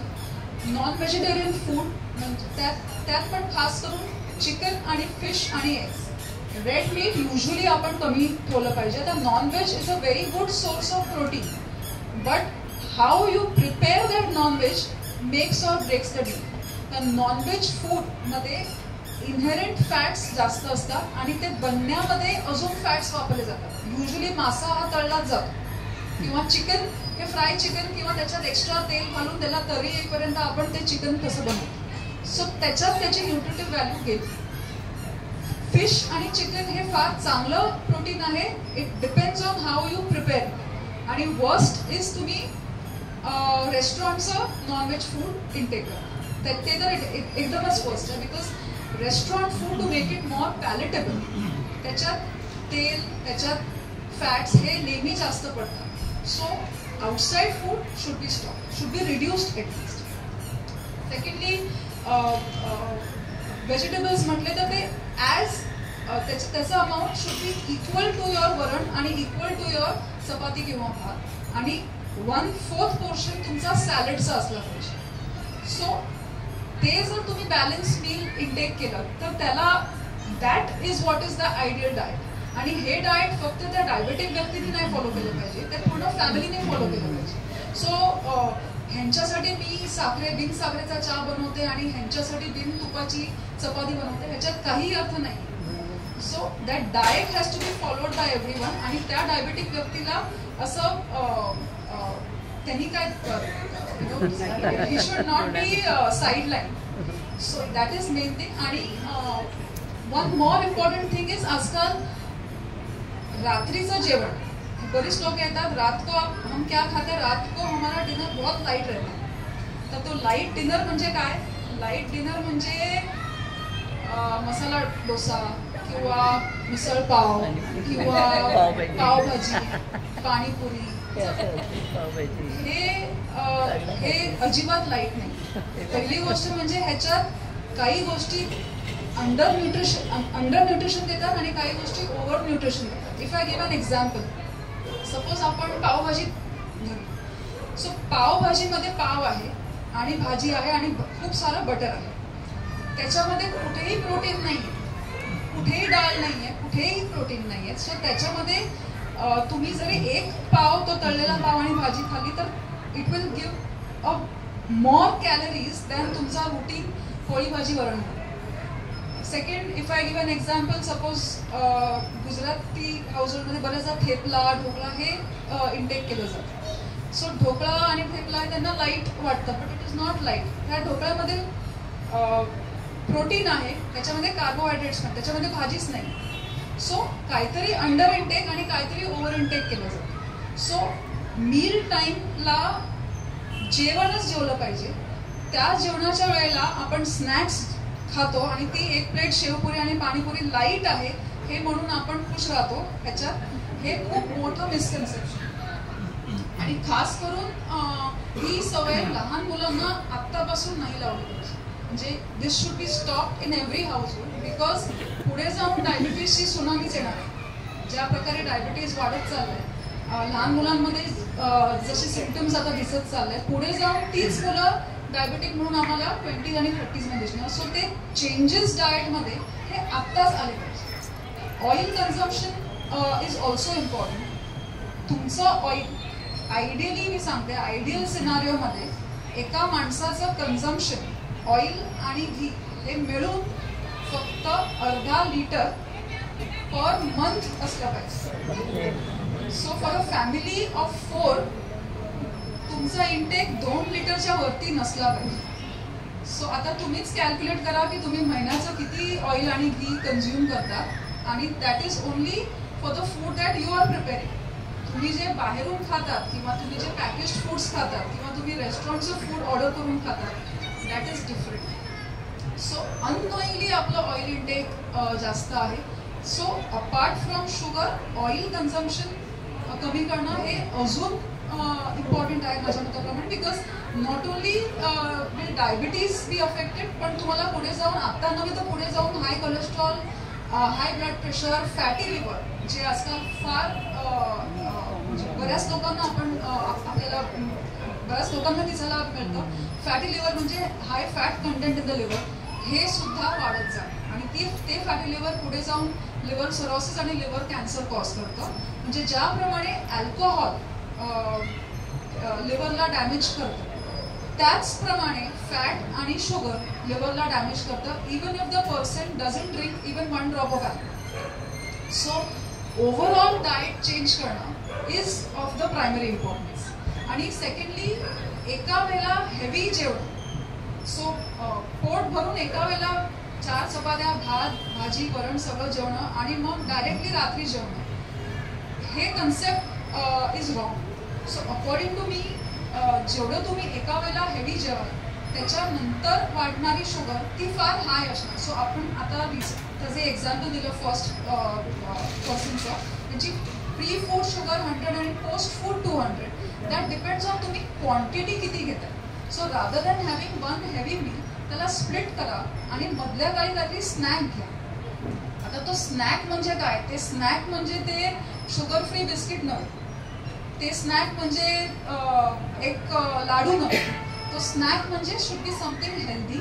It could either be just a fruit किंवा साधे आपले भाजलेले चणे, कुरमुरे, शेंगदाणे सुद्धा चालतील, किंवा नट्स चालतील, म्हणजे dry fruits as a mid meal snack चालेल, किंवा साधं दूध चालेल. बट त्यावेळेला एक संध्याकाळी 1 plate vada pav, that is not called a snack. मी दुपारी कमी जेवतो आणि रात्री कमी जेवतो, पण तुम्ही मधल्या काळी काय खातात? मधल्या काळी तुम्ही 1 प्लेट वडापाव खाता. So that is not a snack. तुम्ही स्नॅक म्हणून जे घेतात, मेक्स ऑर ब्रेक्स देतात. सो अशाप्रमाणे डाएट जे आहे ह्याच्याबद्दल बरेच मिसअंडरस्टँडिंग्स आहेत. आणि आमचा प्रयास हाच असतो की जेव्हा एखादी व्यक्ती आमच्याकडे डायबिटीज घेऊन येते, तेव्हा आम्ही त्याची लाईफस्टाईल समजून घेतो, त्याचा टाइम टेबल समजून घेतो आणि त्याप्रमाणे डाएट ॲडवाईस देतो आणि त्याप्रमाणेच मेडिसिन्स देतो. सो कोणत्या पॉवरचे मेडिसिन्स कोणत्या वेळेला देणं, दॅट डिपेंड्स की तुमचा लाईफस्टाईल काय. बऱ्याच लोकांची सवय असते ते ब्रेकफास्ट स्किप करतात. तर अशा माणसामध्ये मी 8 वाजता गोळी देऊन काय करणार? की शुगर लो होणार. सो डाएट समजून त्याप्रमाणे प्रॉपर मेडिसिन्स देणं आणि त्याप्रमाणे प्रॉपर मेडिसिन्स घेणं इज व्हेरी इम्पॉर्टंट. 5वा मिसकन्सेप्शन म्हणजे डायबिटीज मेडिसिन्स डॅमेज किडनीज. हा ॲटलिस्ट आठवड्यातून 1 किंवा 2दा हे स्टेटमेंट आम्ही ऐकतो की डॉक्टर तुमचे मेडिसिन्स एवढे पॉवरफुल आहेत.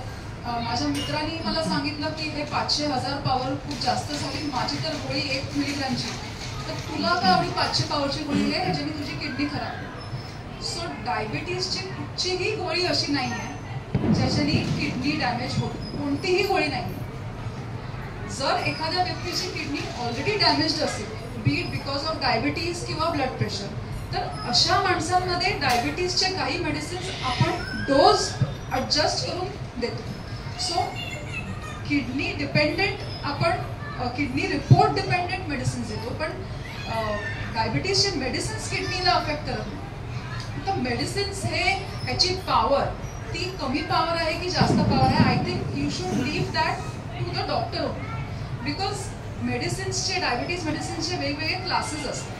आता एका टाईपचे मेडिसिन ते फक्त 0.2 0.3 ह्याच पॉवरमध्ये मिळतात. दुसरे मेडिसिन क्लास आहेत जे 1, 2, 3, 4 मिलीग्राममध्ये मिळतात. तिसरे आहेत जे 5, 10, 25 मध्ये मिळतात. चौथे आहेत ते 50, 100 मध्ये मिळतात. पाचवे आहेत ते 500 आणि 1000 मध्ये मिळतात. सो इट डझंट मीन की 500 आणि 1000 म्हणजे खूप पॉवरफुल मेडिसिन आणि ती 1 आणि 2 म्हणजे कमी पॉवरची मेडिसिन. इनफॅक्ट ती जी 1 आणि 2 मिलीग्रामची गोळी आहे ती त्या 500 पॉवरच्या मेडिसिनपेक्षाही जास्त पॉवरफुल आहे. सो जस्ट बिकॉज तुमच्या मित्राला ती गोळी दिली आहे म्हणून तुम्ही पण तीच गोळी घ्यायची आणि माझा मित्र फक्त अर्ध्या गोळीवरती कंट्रोल करतो म्हणून मला पण तुम्ही अर्धी गोळी घ्या, ही अपेक्षा करणं ही चुकीची आहे. जर काही डाऊट्स असतील आपल्याला मेडिसिन्सबद्दल तर ते बेस्ट तुम्ही आपल्या डॉक्टरांकडूनच सॉल्व्ह करून घ्या आणि don't rely on other sources.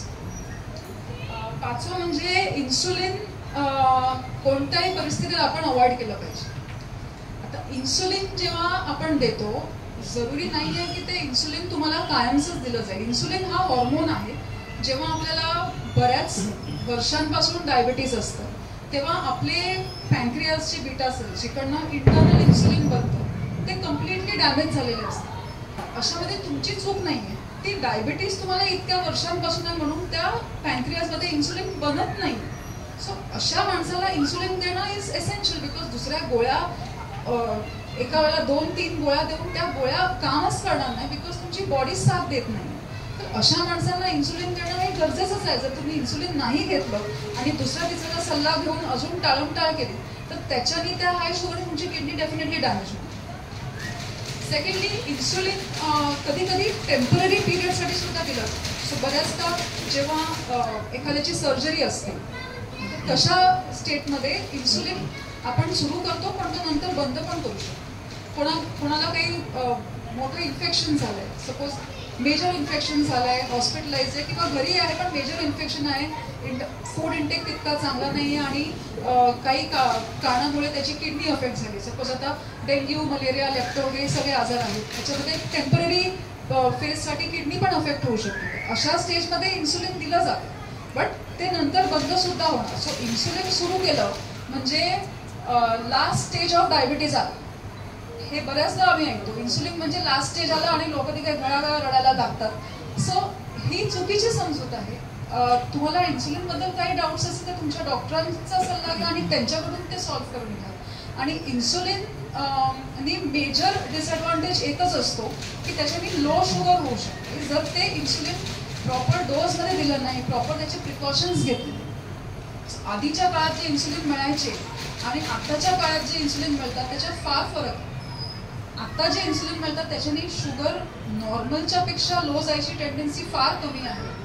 आता इन्सुलिन डिलिव्हरी डिव्हायसेस म्हणजे इन्सुलिन पेन्स येतात जे ज्याच्यात ॲक्युरेट डोजिंग आपण देऊ शकतो, जे जर व्यवस्थित दिलं आणि प्रॉपर प्रिकॉशन्स फॉलो केले तर ते ऑलमोस्ट पेनलेस असतं. सो इन्सुलिन देणं म्हणजे मला पेन होणार, मला दुखणार आणि बस माझा एंड झाला आता ही समजून ही आय थिंक चुकीची आहे. आणि तुमचे जे काही डाऊट्स असतील आय थिंक ते फक्त आणि फक्त तुमच्या डॉक्टरांकडूनच सॉल्व्ह केले पाहिजे आणि फ्रॉम नोबडी एल्स. सो हे काही फ्यू मिसअंडरस्टँडिंग्स जे आम्ही युजली एन्काउंटर करतो हे मी तुम्हाला समजवले. आणि once again I really thank the Atrekata organizing committee for inviting us. मला आठवते हा माझा वॉकिंग ट्रॅक असायचा 15 वर्षांपूर्वी आणि तेव्हा कधी वाटलं नव्हतं की ह्या स्टेजवर ॲज अ स्पीकर मला कोणी बोलवेल आणि मी इथे ॲक्च्युली लेक्चर देईन. So thank you once again for this honourable moment आणि I hope I thank you all for your patient listening. Thank you.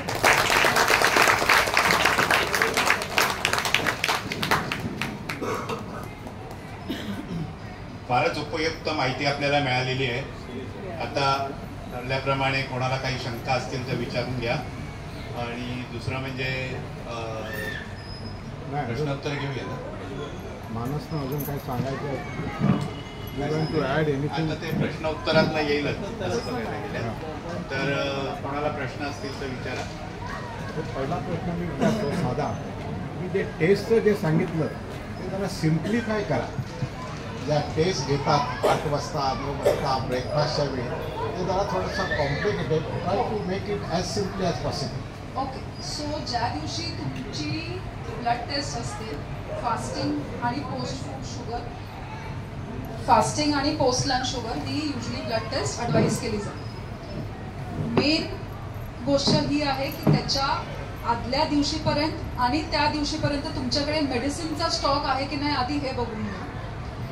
Fasting sugar जेव्हा तुम्ही करणार तेव्हा तुम्ही उपाशी पोटी जायचं आहे, तेव्हा तुम्ही पाणी पिऊ शकता. तुमची काय थायरॉइड किंवा बीपीची मेडिसिन्स उपाशी पोटी तुम्हाला घ्यायला सांगितलं असेल ते मात्र घेऊन जाऊ शकतात.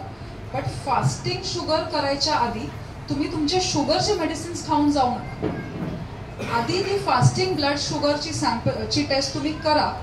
त्याच्यानंतर तुम्ही तुमचा जो रुटीन ब्रेकफास्ट आहे तो घ्या. त्याच्या आधी किंवा त्याच्यानंतर तुमचे जे मेडिसिन्स असतील, काही मेडिसिन्स बिफोर ब्रेकफास्ट आहेत, काही मेडिसिन्स आफ्टर ब्रेकफास्ट.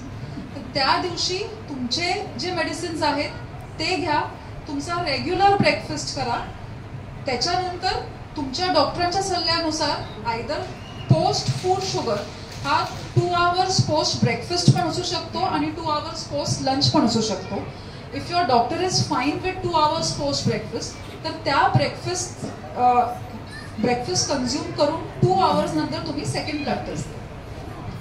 जर तुमचा फास्टिंग आणि पोस्ट लंच टेस्ट करायची असेल तर फास्टिंगला ॲज आय सेड उपाशी पोटी जा, पाणी पिऊन जाऊ शकता. तिथे गेल्यानंतर तुमचं ब्लड सॅम्पल द्या.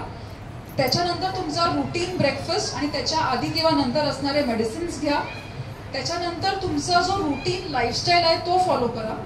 तुमचं लंच टाईमला तुमचं रुटीन लंच घ्या. त्या दिवशी टेस्ट आहे म्हणून एक गुलाबजामुन एक्स्ट्रा खाल्ला किंवा एक पोळी जास्त खाल्ली असं करू नका. रुटीन टाईम तुमचा लंच टाईम 1 वाजता तर 1 वाजताच लंच करा. त्याच्या आधी किंवा त्याच्यानंतर काही मेडिसिन्स किंवा इन्सुलिन्स असतील तर ते घ्या. आणि त्याच्या 2 आवर्स, सपोज तुम्ही 1 वाजता जेवला तर पोस्ट लंच आपण 3 वाजता करणार. Okay, so post food report हा आफ्टर ब्रेकफास्ट किंवा आफ्टर लंच अशाप्रमाणे करू शकतो. युजली डॉक्टर सांगत नाही की ते पोस्ट लंच करा किंवा पोस्ट ब्रेकफास्ट करा. ते असंच म्हणतात की पोस्ट प्रँडियल म्हणजे आफ्टर ब्रेकफास्ट अँड लंच. तर दोन्ही करून जाता येतं की असं दोन्ही करून गेलं अजून उत्तम आहे. बिकॉज कसं असतं की युजली फास्टिंग आणि पोस्ट लंचच म्हणलं जातं. बट प्रॉब्लेम हा आहे की लंच तुमचा 1 वाजता होतो तर पोस्ट लंच 1 किंवा 2 वाजता होतो. पोस्ट लंचची वेळ 3 आणि 4 वाजताची असते. सो तुम्ही अशी लॅब पकडायची जी त्यावेळेपर्यंत ओपन राहील आणि लॅबप्रमाणे तुम्ही खाऊ नका, तुमच्याप्रमाणे तुम्ही खा आणि पोस्ट लंच. काही लॅब्स किंवा काही ठिकाणी, आता मुंबईसारख्या शहरात नाही बट काही ठिकाणी लॅब्स आर लिमिटेड. तर अशा ठिकाणी ते अर्धा दिवसच काम करतात. तर तशा वेळेला तुम्ही पोस्ट ब्रेकफास्ट पण करू शकता. पण तुम्ही तुमच्या डॉक्टरचा सल्ला घ्या की मी पोस्ट लंच न करता पोस्ट ब्रेकफास्ट शुगर केली तर चालेल का. आणि I think better steel would be तुम्ही दोन्ही करा. बिकॉज बऱ्याचदा पोस्ट लंचमध्ये जे कळत नाही ते पोस्ट ब्रेकफास्टमध्ये करा. So better still is both post meal sugar meals. किंवा तुम्ही एक करू शकता की पोस्ट ब्रेकफास्ट तुम्ही लॅबमध्ये करा आणि पोस्ट लंचची जी लेवल आहे ती तुमच्याकडे ग्लुकोमीटर ठेवा घरी आणि त्याच्यावरती चेक. सो आपल्याला दोन्ही रिपोर्ट्सची माहिती मिळते. 1 मिनिट. काय आलंय, आम्ही बोर्डवर लिहिताना म्हणा किंवा प्रचार करताना सगळा diabetes, cholesterol, thyroid, blood pressure या प्रत्येक जे सफरर आहेत त्या अँगलने आलेले आहेत. आपण आता जास्तीत जास्त डायबिटीजवरच बोललो, तर त्याचाही आता त्या अनुषंगाने तुम्ही कोलेस्ट्रॉल, थायरॉइडचा वगैरे उल्लेख केला आहे कुठल्या डायबिटीसच्या अनुषंगाने. पण त्यांना नाराजी नको की बाबा आमच्या थायरॉइडबद्दल काहीच सांगितलं नाही किंवा अर्थात वेळ तेवढा नाही आपल्याला हे मान्य आहे, पण थोडाफार त्याच्याबद्दल पण उल्लेख करायला बरं होईल. थायरॉइडचं कारण काय आहे किंवा त्याची काय काळजी घ्यावी. बरोबर प्रश्न आहे त्यांचा की थायरॉइडमध्ये 2 प्रकार आहेत. म्हणतात मग तसं वाचून ऐकलं हायपोथायरॉइड आणि हायपरथायरॉइड. तर नक्की हा का होतो. म्हणजे सगळ्या यंग जनरेशनला हा थायरॉइड हा प्रकार दिसतो आणि थायरॉइड झाल्यानंची स्किन काळी पडते. हा पण दिसतो म्हणजे बऱ्याच लोकांमध्ये असं दिसतो. थोडक्यात सांगू शकाल. सो थायरॉइड म्हणजे नक्की काय हे आपण पहिलं माहीत करून घेऊया थोडक्यात. थायरॉइड ही आपल्या गळ्यामध्ये असलेली ग्रंथी आहे जी हॉर्मोनची निर्मिती करते. T3 आणि T4 नावाचे 2 हॉर्मोन ते तयार करते. ती एकदम अशी एक छोटीशी ग्रंथी असते बटरफ्लायच्या शेपमध्ये आणि त्या ग्रंथीवर नियंत्रण असतं मेंदूचं. आपल्या ब्रेनमधून मेंदूमधून एक TSH नावाचं हॉर्मोन बनतं ते त्या थायरॉइड ग्रंथीवरती नियंत्रण ठेवत असतं. आता थायरॉइडचं काम काय आहे तर ते T3 आणि T4 नावाचं हॉर्मोन तयार करतं, रक्तात सोडतं आणि त्याचं काम असं असतं की आपण जे काही अन्न खातो त्यातून जी ऊर्जा निर्माण होते त्या ऊर्जेचा वापर शरीराला जे चयापचय असं आपण थोडक्यात मराठीत बोलतो मेटाबॉलिझम. मेटाबॉलिझम सोपा शब्द वाटतो चयापचयापेक्षा. तर मेटाबॉलिझम जो आहे त्याचं नियंत्रण थायरॉइडचं असतं. आता थायरॉइडचे 2 प्रकार असतात. एक तर हायपो म्हणजे कमी, म्हणजे T3 आणि T4 हे हॉर्मोन कमी बनतात काही कारणांमुळे. कारणं काय असतात तर थायरॉइड ग्रंथीवरती काही गोष्टींमुळे इफेक्ट होतो. बऱ्याच वेळेला 90% हा ऑटो इम्युन असतो. म्हणजे ऑटो इम्युन म्हणजे काय की स्वतःचं शरीरच काही अशी विशिष्ट परिस्थिती निर्माण करते की ते थायरॉइड ग्रंथीवर अटॅक होतो आणि तिचं काम मंदावतं आणि T3 आणि T4 हे हॉर्मोन कमी पडतात. आता T3 आणि T4 हॉर्मोन कमी पडले तर मेंदूला कळतं अरे T3 T4 हॉर्मोन कमी पडतंय, मग ते वरून फोर्स टाकतं TSHद्वारे किंवा बाबा रे तुम्ही हॉर्मोन वाढवा. सो TSH वाढतं, रक्तामध्ये वाढतं, ते ट्राय करतं की तुम्ही निर्माण करा T3 T4. परंतु ती ग्रंथी थोडीशी कार्यक्षमता कमी झाल्या असल्यामुळे T3 T4 कमी बनतं आणि TSH वाढतं. म्हणजे आपण रक्त तपासतो तेव्हा आपण बघतो की TSH वाढल्या, T3 T4 कधी नॉर्मल पोचतं की कमी असतं, पण TSH वाढल्या म्हणजेच काय हायपोथायरॉइड झालं, TSH वाढतं. सो आता हे निदान झालं. पण लक्षणं काय असतात की हॉर्मोन कमी झाल्यामुळे काय होतं की शरीरातल्या ऊर्जेचा वापर होत नाही. ती ऊर्जा जमा होते शरीरामध्ये चरबीच्या रूपामध्ये. मग ते व्यक्तीचं वजन वाढत जातं, स्थूलपणा वाढतो, सुस्ती येते कारण एनर्जी यूज होत नाही आहे. त्यामुळे मग लिथार्जी येणं, विसरायला होणं, ॲक्टिव्ह न राहणं, केस गळणं कारण ऊर्जा वापरली जात नाही आहे. वजन वाढत जाणं, भूक मंदावणं की कमी खातोय पण वजन वाढतंय किंवा पोट साफ न होणं ही लक्षणं हायपोथायरॉइडची. आता जसं मी म्हणलं की केस गळणं वगैरे आहे तसं तो इफेक्ट त्वचेवर पण होतो. मग काही याच्यामध्ये ती त्वचा काळवंटते. बऱ्याच वेळेला थायरॉइडिझम जो प्रकार आहे हा थायरॉइडच्या सोबत येतो, डायबिटीसच्या सोबत येतो आणि म्हणून बऱ्याच वेळेला स्त्रियांमध्ये हा खास करून दिसून येतो. आता स्त्रियांमध्ये हायपोथायरॉइड हा प्रकार जो आहे हा 4 फेजेसमध्ये येतो. पहिली फेज असते की जेव्हा लहानपणी मासिक पाळी सुरू होते, दुसरी फेज असते की जेव्हा प्रेग्नन्सी होते, तिसरी फेज डिलिव्हरी होते आणि चौथी फेज म्हणजे मासिक पाळी जाते. या शक्यतो 4 फेज जे असतात त्या स्त्रियांच्या शरीरामध्ये हॉर्मोनचे फार उतार चढाव होतात आणि त्या वेळेला बऱ्याच वेळेला हा हायपोथायरॉइड आजार वाढून येतो की दिसून येतो. ह्याचा विरुद्ध प्रकार म्हणजे हायपरथायरॉइडमध्ये काय होतं की T3 T4 अतिरिक्त बनतात, गरजेपेक्षा जास्त प्रोडक्शन होते आणि त्याच्यामुळे काय होतं की जे काय आपण खातो ते ऊर्जेत रूपांतर होतं आणि त्याच्यामुळे काय होतं की जे काय खाल्लं आहे ते पटकन पचतं. पचल्यामुळे वारंवार शौचाला जावं लागतं, माणूस बारीक होत जातो कारण ती एनर्जी वापरली जाते, अंगात स्टोर राहत नाही आणि माणूस बारीक होतो, छातीत धडधड होते, घाबरल्यासारखं वाटतो कारण हायपर मेटाबॉलिझम होतं, ते हायपरथायरॉइड असतं. सो हे दोन्ही विभिन्न प्रकार आहेत.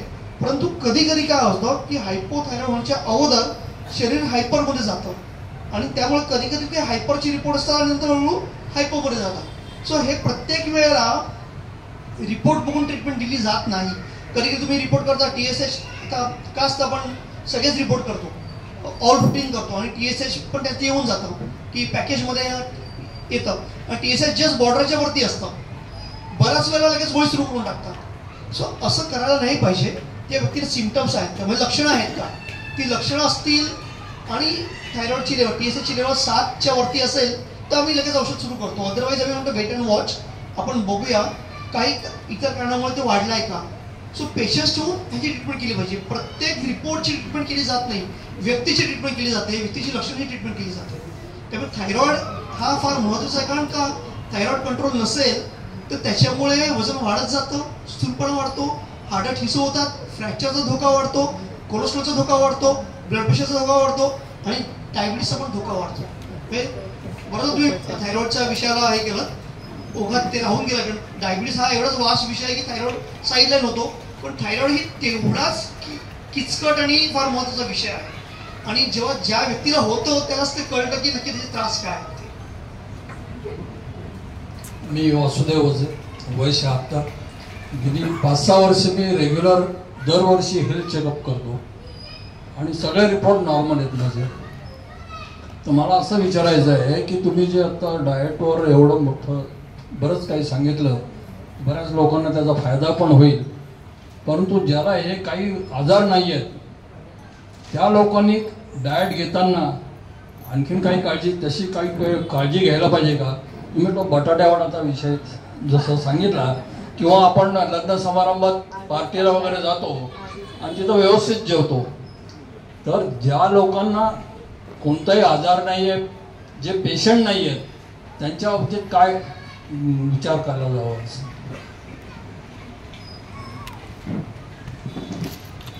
सो पहिली गोष्ट म्हणजे जर काही पार्टी किंवा काही ओकेजन असेल तर तुम्ही पेशंट असो किंवा नसो, एवढे रेस्ट्रिक्शन्स 365 डेज पाळणं हे डिफिकल्ट आहे. सो तुम्हाला डायबेटिक पेशंट म्हणून नाही बघायचं आहे. तुम्ही एक ह्युमन बिईंग आहात, तुमचे पण काही लाईक्स असतात, तुमचे पण पार्टीज ओकेजन्स, तुमचे पण काही सोशल गॅदरिंग्स असतात. अशा वेळेला थोडंसं लिवे देणं इज फाईन. आणि ज्या डाएटबद्दल मी सांगितलं ते मी परत सांगते की ते that is not for diabetic individuals. ते एक हेल्दी डाएट आहे जे तुम्हाला डायबिटीज असो किंवा नसो, तू फॉर युअर ओन इम्युनिटी आणि फॉर युअर ओन वेलबिंग ते फॉलो केलं पाहिजे. आणि वडा वगैरे ह्या सगळ्या गोष्टी जर तुम्हाला बघा, आज जर डायबिटीज नाही आहे आणि आज जर कोलेस्ट्रॉल नाही आहे म्हणून कधीच होणार नाही, ह्यातला पण प्रकार नाही. सो ह्या ऑइली फूड्स आणि प्रोसेस्ड फूड्स मध्ये आपण नेहमी एक कुठेतरी फुल स्टॉप दिला पाहिजे. स्ट्रेस आणि डायबिटीसचा संबंध आहे? डेफिनेटली संबंध आहे. सो स्ट्रेसनी बऱ्याचदा आपण बघतो की जी व्यक्ती एकदम कंट्रोल्ड होती, आतापर्यंत त्यांचे सगळे रिपोर्ट्स नॉर्मल होते, सडनली आपण येतो की अरे बाबा काय झालं, HbA1c लगेच जे 6.5-7 असायचं त्याला डायरेक्टली 8.5 का झालं? तर बऱ्याचदा आपण जेव्हा हिस्ट्री विचारतो तेव्हा काहीतरी घरी स्ट्रेसफुल प्रसंग आला असेल, काही असेल. सो तशामध्ये स्ट्रेसमुळे काही इंटरनल हॉर्मोनल चेंजेस होतात, ज्याला आपण कॉर्टिसॉल हॉर्मोन असं म्हणतो. हा स्ट्रेस हॉर्मोन आहे. हे जेव्हा वाढतात तेव्हा त्याचा डायरेक्ट इम्पॅक्ट डायबिटीजवर आणि वेटवर, ह्या दोघांवरती होतो. सो बरीच लोक वेट लॉसचा प्रयत्न करतात पण वेट लूज होत नाही. त्याचं एक मेन कारण स्ट्रेस आहे. बरीच लोक during a period of stress त्यांची शुगर कंट्रोलला येतच नाही, त्यांचे मेडिसिन्स वाढतात आणि अल्टिमेटली जेव्हा दॅट पिरियड इज ओव्हर त्यांचे मेडिसिन्स परत कमी करून आपण लेवलला आणू शकतो. सो स्ट्रेसचा डिरेक्ट संबंध असतो. पण एक गोष्ट आहे, stress is not the only cause. म्हणजे बऱ्याचदा मिसकन्सेप्शन हे असतं की मला डायबिटीस का झाला तर मला स्ट्रेसमुळे झालं. स्ट्रेसमुळे नाही झालंय, स्ट्रेसमुळे तो जो होता तो थोडासा ॲग्रोवेट झाला. यांनी विचारलं त्याप्रमाणे एखादी व्यक्ती नॉन डायबेटिक असेल, नॉन हायपरटेन्सिव्ह असेल आणि ओबेसिटी नाही आहे, रेग्युलर एक्सरसाइज करतो आणि म्हणजे lipid profile is also normal, no hyperlipidaemia, अशा व्यक्तीला हार्टचे विकार होऊ शकतात का? म्हणजे आर्टेरियल प्लॅक्स वगैरे होऊ शकतात का? सो आर्टेरियल प्लॅक्स, हार्टचे विकार डायबेटिक्समध्ये आपण फक्त लिपिड प्रोफाईल नॉर्मल आहे म्हणून आपल्याला हार्टचा प्रॉब्लेम नाही होणार हे गृहीत नाही धरू शकत. सो बेसिकली जसं मी म्हटलं की आपलं इंटरनल फॅट जे स्टोर्ड फॅट आहे ते नेहमी जास्त असतं आणि डायबेटिक्समध्ये जे रक्तवाहिनी ज्या असतात ज्याला non diabetic person is non diabetic already a diabetic, right? He is not a diabetic. It's not a diabetic, तर त्याला हार्टचे विकार तरी सुद्धा होऊ शकतात. बिकॉज हार्टचे विकार फक्त शुगर आणि डायबिटीजमुळेच नाही, त्याला इंटरनल दुसरे काही म्हणजे तुमचं वेट वाढत गेलं, तुमची इंटरनल फॅट्स वाढत गेली, सो तुमचं लिपिड प्रोफाईल जे आहे हे फ्लोईंग ब्लडमधलं लिपिड कंटेंट डिसाईड होतं त्याचे. पण तुमचे जे ब्लड वेसल्स आहेत त्याच्या आतमध्ये जे स्टोर्ड फॅट आहे, ज्याला प्लाक्स म्हणतो आपण, that cannot be just by just a lipid profile और जस्ट अन ECG ऑल्सो. बऱ्याचदा लोक म्हणतात की माझा ECG नॉर्मल आहे म्हणून मला काही हार्टचा प्रॉब्लेम नाही. So ECG is just one of the test for heart. ECG मध्ये आपण रेस्टिंग ECG करतो, जेव्हा तुम्ही रेस्टला असता, तुम्ही झोपलेले असता. पण बऱ्याचदा तुमचा हार्ट स्ट्रेसमध्ये तेव्हा जातो when you are putting it at load, म्हणजे जेव्हा तुम्ही एक्सरसाइज करता, तुम्ही अपहिल चालतात किंवा तर त्यावेळेला TMT किंवा डिपेंडिंग अपॉन द सिम्पटम्स इतर इन्व्हेस्टिगेशन्स म्हणजे एनजिओ किंवा CT angio these are monitor. हे होमोसिस्टिक बऱ्याच वेळेला डायबिटीस नाही आहे, ब्लड प्रेशर नाही आहे, अशा व्यक्तींना सुद्धा हार्टचे त्रास होऊ शकतात. सो त्याला काही काही जेनेटिक कंडिशन कारणीभूत असतात. काही वेळेला अनुवंशिकतेने काही हृदयाच्या अशा काही अरिथमिया म्हणतात त्याला, की ते हृदयाचे ठोके जे अनियंत्रित होत असतात आणि अशा व्यक्तींना पण हार्टचे आजार होऊ शकतात. किंवा काही काही कंडिशन्स असतात की ज्याच्यामध्ये रक्ताची विस्कॉसिटी म्हणजे रक्त जाड होत राहतं, त्याला हायपर होमोसिस्टिनिमिया वगैरे म्हणतात, की ज्याच्यामध्ये होमोसिस्टिन नावाची जी पातळी असते ती वाढते, रक्त जाड होतं आणि रक्ताचे गुठळ्या व्हायचे प्रमाण वाढतं. अशा व्यक्तींना पण हार्ट अटॅकचे धोका किंवा इव्हन पक्षाघात म्हणजे पॅरालिसिस होण्याचा धोका पण वाढतो. सो म्हणून बऱ्याच वेळेला फॅमिली हिस्ट्री फार महत्त्वाची ठरते, की घरात कोणाला आहे का. म्हणजे आम्ही जेव्हा हिस्ट्री विचारतो तेव्हा फॅमिली हिस्ट्री पण विचारतो की डायबिटीज जरी नसेल तर इतर काही आजार आहेत का. सो त्या अनुषंगाने आम्हाला त्या व्यक्तीचा विचार करायला लागतो की जरी आता नसेल तरी भविष्यात होऊ शकतो. सो तो धोका टाळणं तेवढंच महत्त्वाचं ठरतं.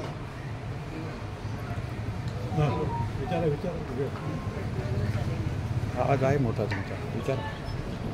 डायबेटिक इन्स्पेक्शन म्हणजे काय आणि जे कोण शुगर फ्री चहा घेतात त्यामध्ये शुगर फ्री टॅबलेट चालेल काय ते सांगितलं ते सांगितलं रिपीट केलं.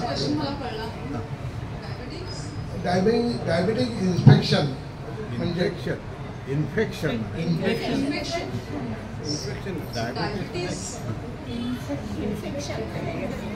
कारण हा प्रश्न मी काय विचारला, कालच TV वरती दुपारी 2 वाजता हितगुज एक कार्यक्रम होता, त्याच्यामध्ये डायबिटीजबद्दल माहिती दिली होती.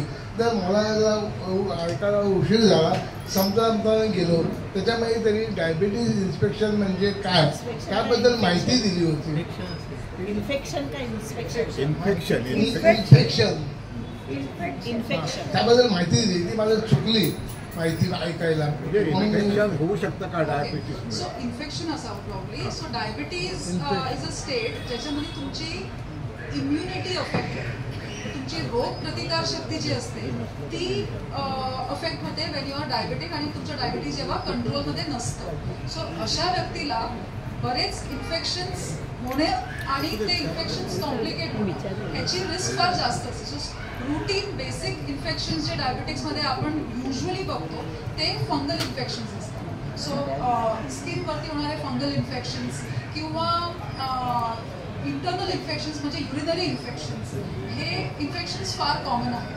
पण सिव्हिअर इन्फेक्शन्स म्हणजे साधा सर्दी खोकला झाला आणि तो निमोनियामध्ये कन्वर्ट होणं आणि त्या निमोनियाला जे नॉर्मल माणसाला 7 डेजमध्ये रिकव्हरी होते की डायबिटीजमध्ये 14 दिवस लागणार. त्यामध्ये त्याला जो नॉर्मल व्यक्ती घरीच ट्रीट होऊ शकतो किंवा साध्या वॉर्डमध्ये ट्रीट होऊ शकतो, तो डायबिटीज असल्यामुळे डायरेक्टली ICU मध्ये जाणं, हे प्रॉब्लेम्स डायबिटिक्समध्ये खास करून दिसून येतात. सो तसंच दुसरं मेजर इन्फेक्शन्स म्हणजे डायबिटीजमध्ये is a gall bladder infection आणि किडनीचं पायलोनेफ्रायटिस. म्हणजे किडनी जे आपण युरिनरी एरियामध्ये जे मायनर बेसिक इन्फेक्शन असतात ते थेट किडनीपर्यंत पोहोचणं ह्याचे चान्सेस डायबिटिक्समध्ये फार जास्त असतात. तर त्याला आपण पायलोनेफ्रायटिस म्हणतो. सो इन्फेक्शन्स होणं आणि इन्फेक्शन्स कॉम्प्लिकेट होणं This is very common in diabetes. आणि डायबिटीसमध्ये इन्फेक्शन्स का वाढतात किंवा इन्फेक्शन बरे का होत नाहीत याची बरीचशी कारणं आहेत. म्हणजे आता बऱ्याचदा समजा एखादी जखम झाली आहे तर आपण मलमपट्टी करतोय. काही व्यक्ती असे असतात की ज्या पायाला जखम झाली आहे वर्षानुवर्ष तो खड्डा बुजतच नाही, ते पट्टी करतायत. सो त्याचं कारण काय की का बरं होत नाहीये. म्हणजे डायबिटीस कंट्रोल केला आहे पण जखम भरली नाही. तर त्याचं कारण काय आहे की डायबिटीस ही लेंदी प्रोसेस असते की डायबिटीस पूर्वीचा कंट्रोल नसतो आधीचा, तर त्यावेळेला त्या डायबिटीसमध्ये रक्ताची साखर वाढून अशी कंडिशन होते की जखम भरण्यासाठी ज्या पांढऱ्या पेशी असतात WBC म्हणतात, जे फायटिंग पेशी असतात आपल्या शरीराच्या, की लगेच पुढे जखम झाली कधी कधी पोचतात, जंतूंशी फायटिंग करतात आणि त्याला बरं करतात. तिकडे पटकन कुठेतरी पू होतो आणि तो मिटून जातो. तर डायबिटीसमध्ये जखम का भरत नाही तर पहिलं असं गोष्ट होते की त्या सफेद पेशी ज्या असतात त्या स्लो होतात. मग त्याची मुवमेंट आहे ना ती होतच नाही, मग ते वेळेवर जातच नाही, म्हणजे गाफील राहतात. इन शॉर्ट ते शत्रूशी लढण्यासाठी तिला गाफील राहिलं. तो शत्रू जो पण पसरत नाही आतमध्ये तोपर्यंत त्याला माहितीच पडत नाही, कारण तिकडचे संवेदना बोथट झालेले असतात. म्हणजे स्किन आपली त्वचा जी आहे त्याची जी सेन्सेशन आहे ते डिस्टर्ब झालं आहे. बऱ्याचदा काटा लागला आहे किंवा पायाला जखम झाली आहे ती दुखतच नाही, पण माहीतच पडत नाही. आणि त्यामुळे जोपर्यंत शत्रू आतमध्ये पसरलेला असतो तेव्हा त्याला जाग येते. जाग जर सांगते की तुम्ही जाऊन अटॅक करा, पण ते अटॅक करायच्या लेवलमध्ये नसतात. आणि म्हणून डायबिटीस इन्फेक्शन ही इतर इन्फेक्शनपेक्षा वेगळं आहे. आणि इतर जेव्हा आपण डायबिटीस नसतो तेव्हा एखादी जखम झाली आपण बाहेरून मलम लावतो, ड्रेसिंग करतो आणि जखम बरी होते. पण डायबिटीसच्या जखमा ज्या असतात त्या आतून बऱ्या होतात. की तुम्ही आतून सगळं घ्यावं लागतं, आतून डायबिटीस कव्हर करावा लागतो, रक्तपुरवठा सुधारावा लागतो. बऱ्याच वेळेला काय होतं की जखम बरी होत नाहीये, मग अँजिओग्राफी करून बघतात तिकडचा रक्तपुरवठा थांबलाय, ॲथेरोस्क्लेरोसिस झालाय आणि तिकडची जी रक्तवाहिनी ती चोकअप झाली आहे. म्हणजे तुम्ही औषधं जी घेताय ती पोहोचतच नाही जखमेपर्यंत. मग अशा वेळेला ती अँजिओप्लास्टी पायाची करावी लागते. पायाच्या रक्तवाहिनीची अँजिओप्लास्टी करून रक्तपुरवठा सुधारवून मग त्या जखमा बऱ्या होतात. त्यामुळे डायबिटीसच्या जखमा आणि इतर जखमा ह्या जमीन आसमानाचा फरक आहे. त्याची ट्रीटमेंट पण फार दीर्घकाळाचा आहे. कधी कधी नुसत्या छोट्या जखमेसाठी सुद्धा 6 महिने ऍडमिट राहावं लागतं.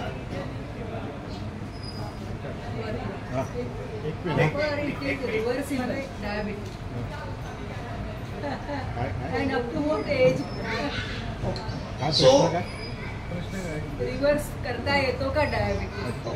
उत्तम प्रश्न आहे. आणि आता गेले 4-5 वर्षात हे फारच वाढलंय की माझं डायबिटीस रिव्हर्स होईल का.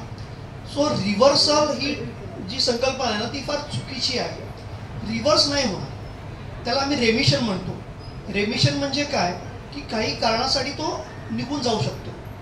सो हे रेमिशन कोणामध्ये शक्य आहे की ज्यांचा डायबिटीस अलीकडचा आहे, तरुण वय आहे, गेल्या 5 वर्षाच्या आतमध्ये डायबिटीस आहे, तर अशा व्यक्तींचं वजन खूप ओव्हरवेट आहे, त्यांनी वजन कंट्रोलमध्ये आणलं, आहार जे आपलं ते कंट्रोल केलं, जीवनशैली सुधारली. सो अशा व्यक्तींमध्ये ते पॉसिबल आहे. काही वेळेला जे ओव्हरवेट असतात, खूप जास्त वजन असतं, मग ते बेरिएट्रिक ऑपरेशन करतात, अशा व्यक्तींमध्ये ते रिव्हर्सपेक्षा रेमिशनमध्ये जाऊ शकतात. परंतु त्या व्यक्तींमध्ये सुद्धा कालांतराने तो परत डोकं वर काढू शकतो. जसं कर्करोग आहे, कॅन्सर आहे, तर कॅन्सर क्युअर पण कधी बनत नाही, तो रेमिशनमध्ये गेला असं म्हणतो की काही कारणामध्ये आपण किमोथेरपी घेऊन वगैरे करून तो थांबवत आहे. पण त्याच्यानंतर पण डॉक्टर म्हणतात की तुम्ही 6 महिन्यांनी चेक करा, वर्षांनी चेक करा, 3 वर्षांनी चेक करा, का तो परत डोकं वर काढू शकेल. तसं डायबिटीसमध्ये पण आहे की त्याला रेमिशन ही संकल्पना दिली जाते की अलीकडचा डायबिटीस असेल तर तो नक्की रेमिशनमध्ये जाऊ शकतो. ती व्यक्ती बिना औषधाची कंट्रोल करू शकते, पण ती एक तपस्या आहे. कारण जो आपण सगळं करून म्हणजे एफर्ट्स घेऊन ते केलेलं आहे ते एफर्ट्स टिकवून ठेवावे लागतात. त्यातून परत जर आपण म्हटलं की नाही येणे माझ्या मागल्या केलं तर तो परत येईल. Basic kidney replacement is done, pancreas का नहीं होता है?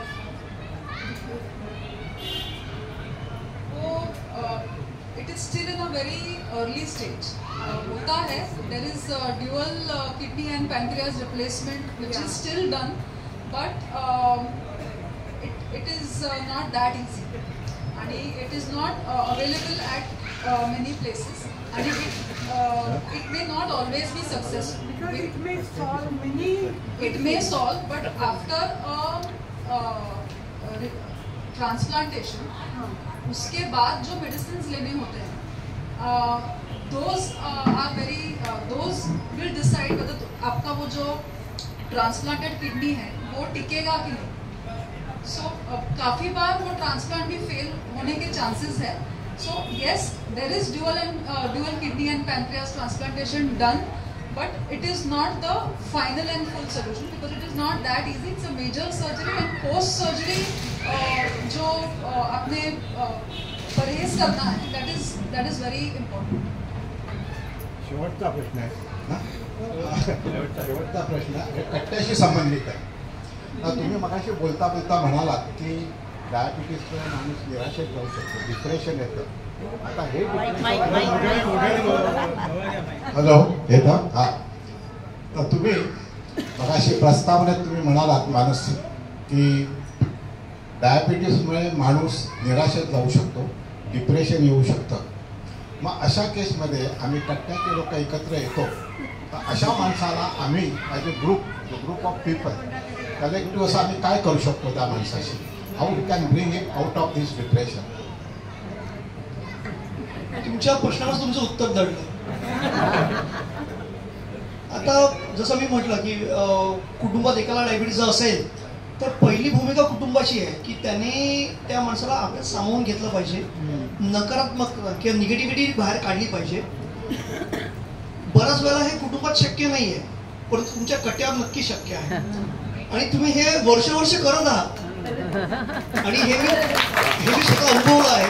तुमचे गाण्यांचे कार्यक्रम असतात, तुमचे सगळे पप्पा मला दाखवत असतात, मला क्लिप पाठवत असतात आणि हे खरं म्हणजे आता तुमच्या सगळ्यांच्या चेहऱ्याचा आनंद बघून आम्हाला पण भारी येते.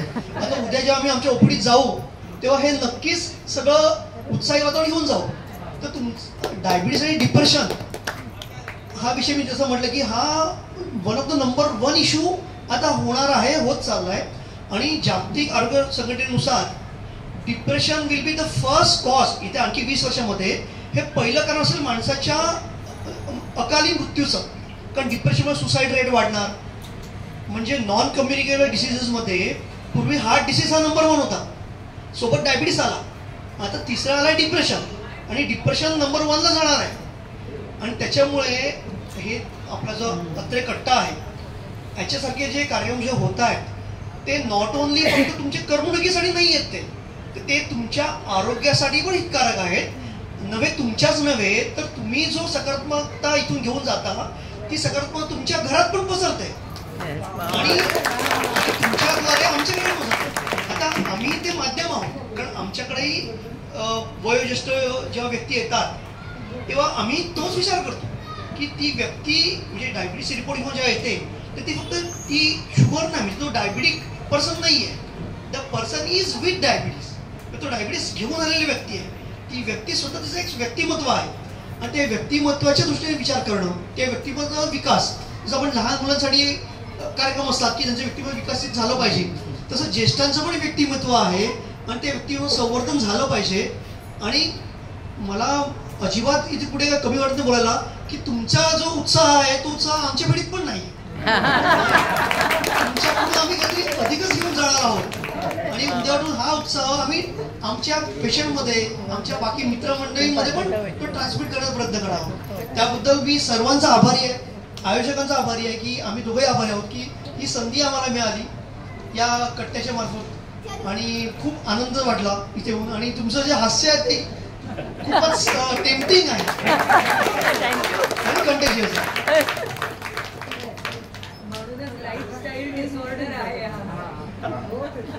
मी म्हटलं ना आमची माणसं खूप गोड आहेत सगळी. आजची गर्दी बघून मला वाटतंय की आजच्या कार्यक्रमाचं यश चांगलं सक्सेस झालेलं आहे आणि आम्ही सगळ्यांच्या जिव्हाळ्याचा प्रश्न घेतलेला आहे. यापुढे असेच आम्ही जिव्हाळ्याचे एक प्रश्न घेऊ, कार्यक्रम घेऊ आणि लोक जास्तीत जास्त येतील अशी अपेक्षा करतो. आता आपण कार्यक्रमाचा समारोप करतोय. मला माहिती आहे की आपल्या प्रत्येकाच्या मनात असंख्य प्रश्न आहेत, पण त्याची उत्तरं तुम्हाला इथे मिळणार नाहीये आणि समाधान पण होणार नाहीये. जर समाधान मिळवायचं असेल तर ठाकूर कॉम्प्लेक्स काय लांब नाहीये. ठाकूर कॉम्प्लेक्स आहेत ना की ठाकूर विलेज कॉम्प्लेक्स लांब नाहीये. तिथे जाऊन तुम्ही विचारू शकता. अपॉइंटमेंट हवी असेल तर आपले अवरसेकर आहेतच. सगळ्यात चांगली गोष्ट हीच आहे की आपल्याच परिवारातले अवरसेकर आहेत, त्यांचीही मुलगी आहे, त्यांचा जावई आहे. त्याच्यामुळे हा कार्यक्रम छान झाला, व्यवस्थित पार पडला. मी कार्यक्रमाचा समारोप करायला अशोक परब यांना विनंती करतो.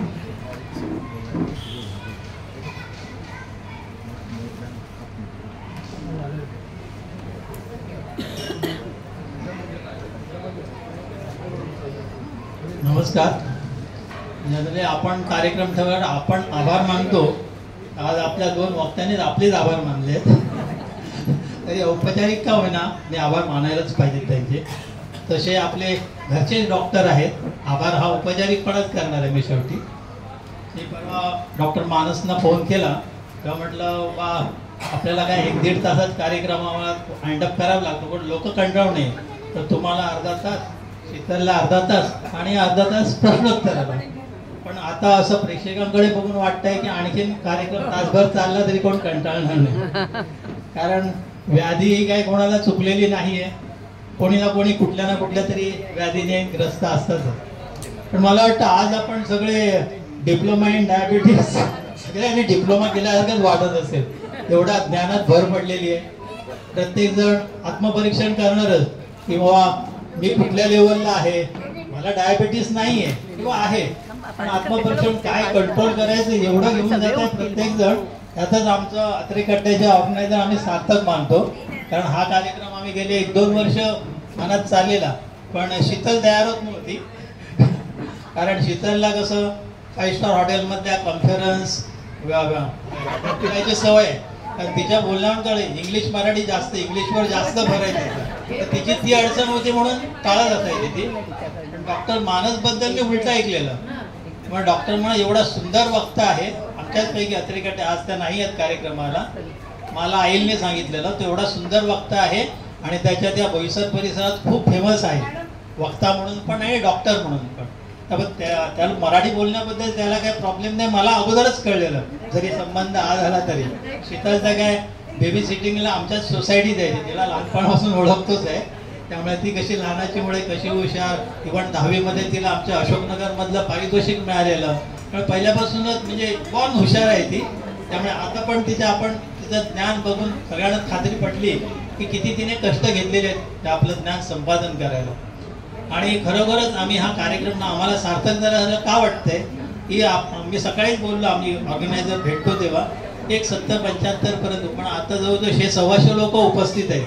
त्यामुळे खूपच कार्यक्रम आमचा छान झाला याचा आम्हाला सार्थ अभिमान वाटतोय. आणि याच्यापूर्वी पण आम्ही 3-4 डॉक्टरांना वक्ते म्हणून बोलवले. तसेच एक सुंदर डॉक्टर ओंकार देशमुख ते जे जनरल आहेत ते झाले. दुसरे डॉक्टर शेट्टी आणि हे 2 डॉक्टर, मला वाटते 4-5 डॉक्टर झाल्या. पण हाचा कार्यक्रम खरंच म्हणजे अविस्मरणीय म्हणावा लागेल. तुम्ही पुन्हा एकदा औपचारिक म्हणून मी आभार मानतो. राणेसाहेब बोलणार आहे. एक पॉइंट जो मला सांगायचा होता तो अशोकने कव्हर केला. आपलं काय असं आपली एक समजूत अशी असते की हे तरुण डॉक्टर वगैरे यांना कदाचित मराठी येतच नसेल, पण डॉक्टर मानसने आम्हाला कंप्लीट विकेट घेतली आमची आणि इतकं अस्खलित मराठीत त्याचा पहिला प्रास्ताविक त्याचा ऐकल्यानंतर आणि की हे विषय सुद्धा मराठीत सुंदर रीतीने सादर करता येतात याचं प्रतीक म्हणजे मानसचा पहिला प्रास्ताविक होता.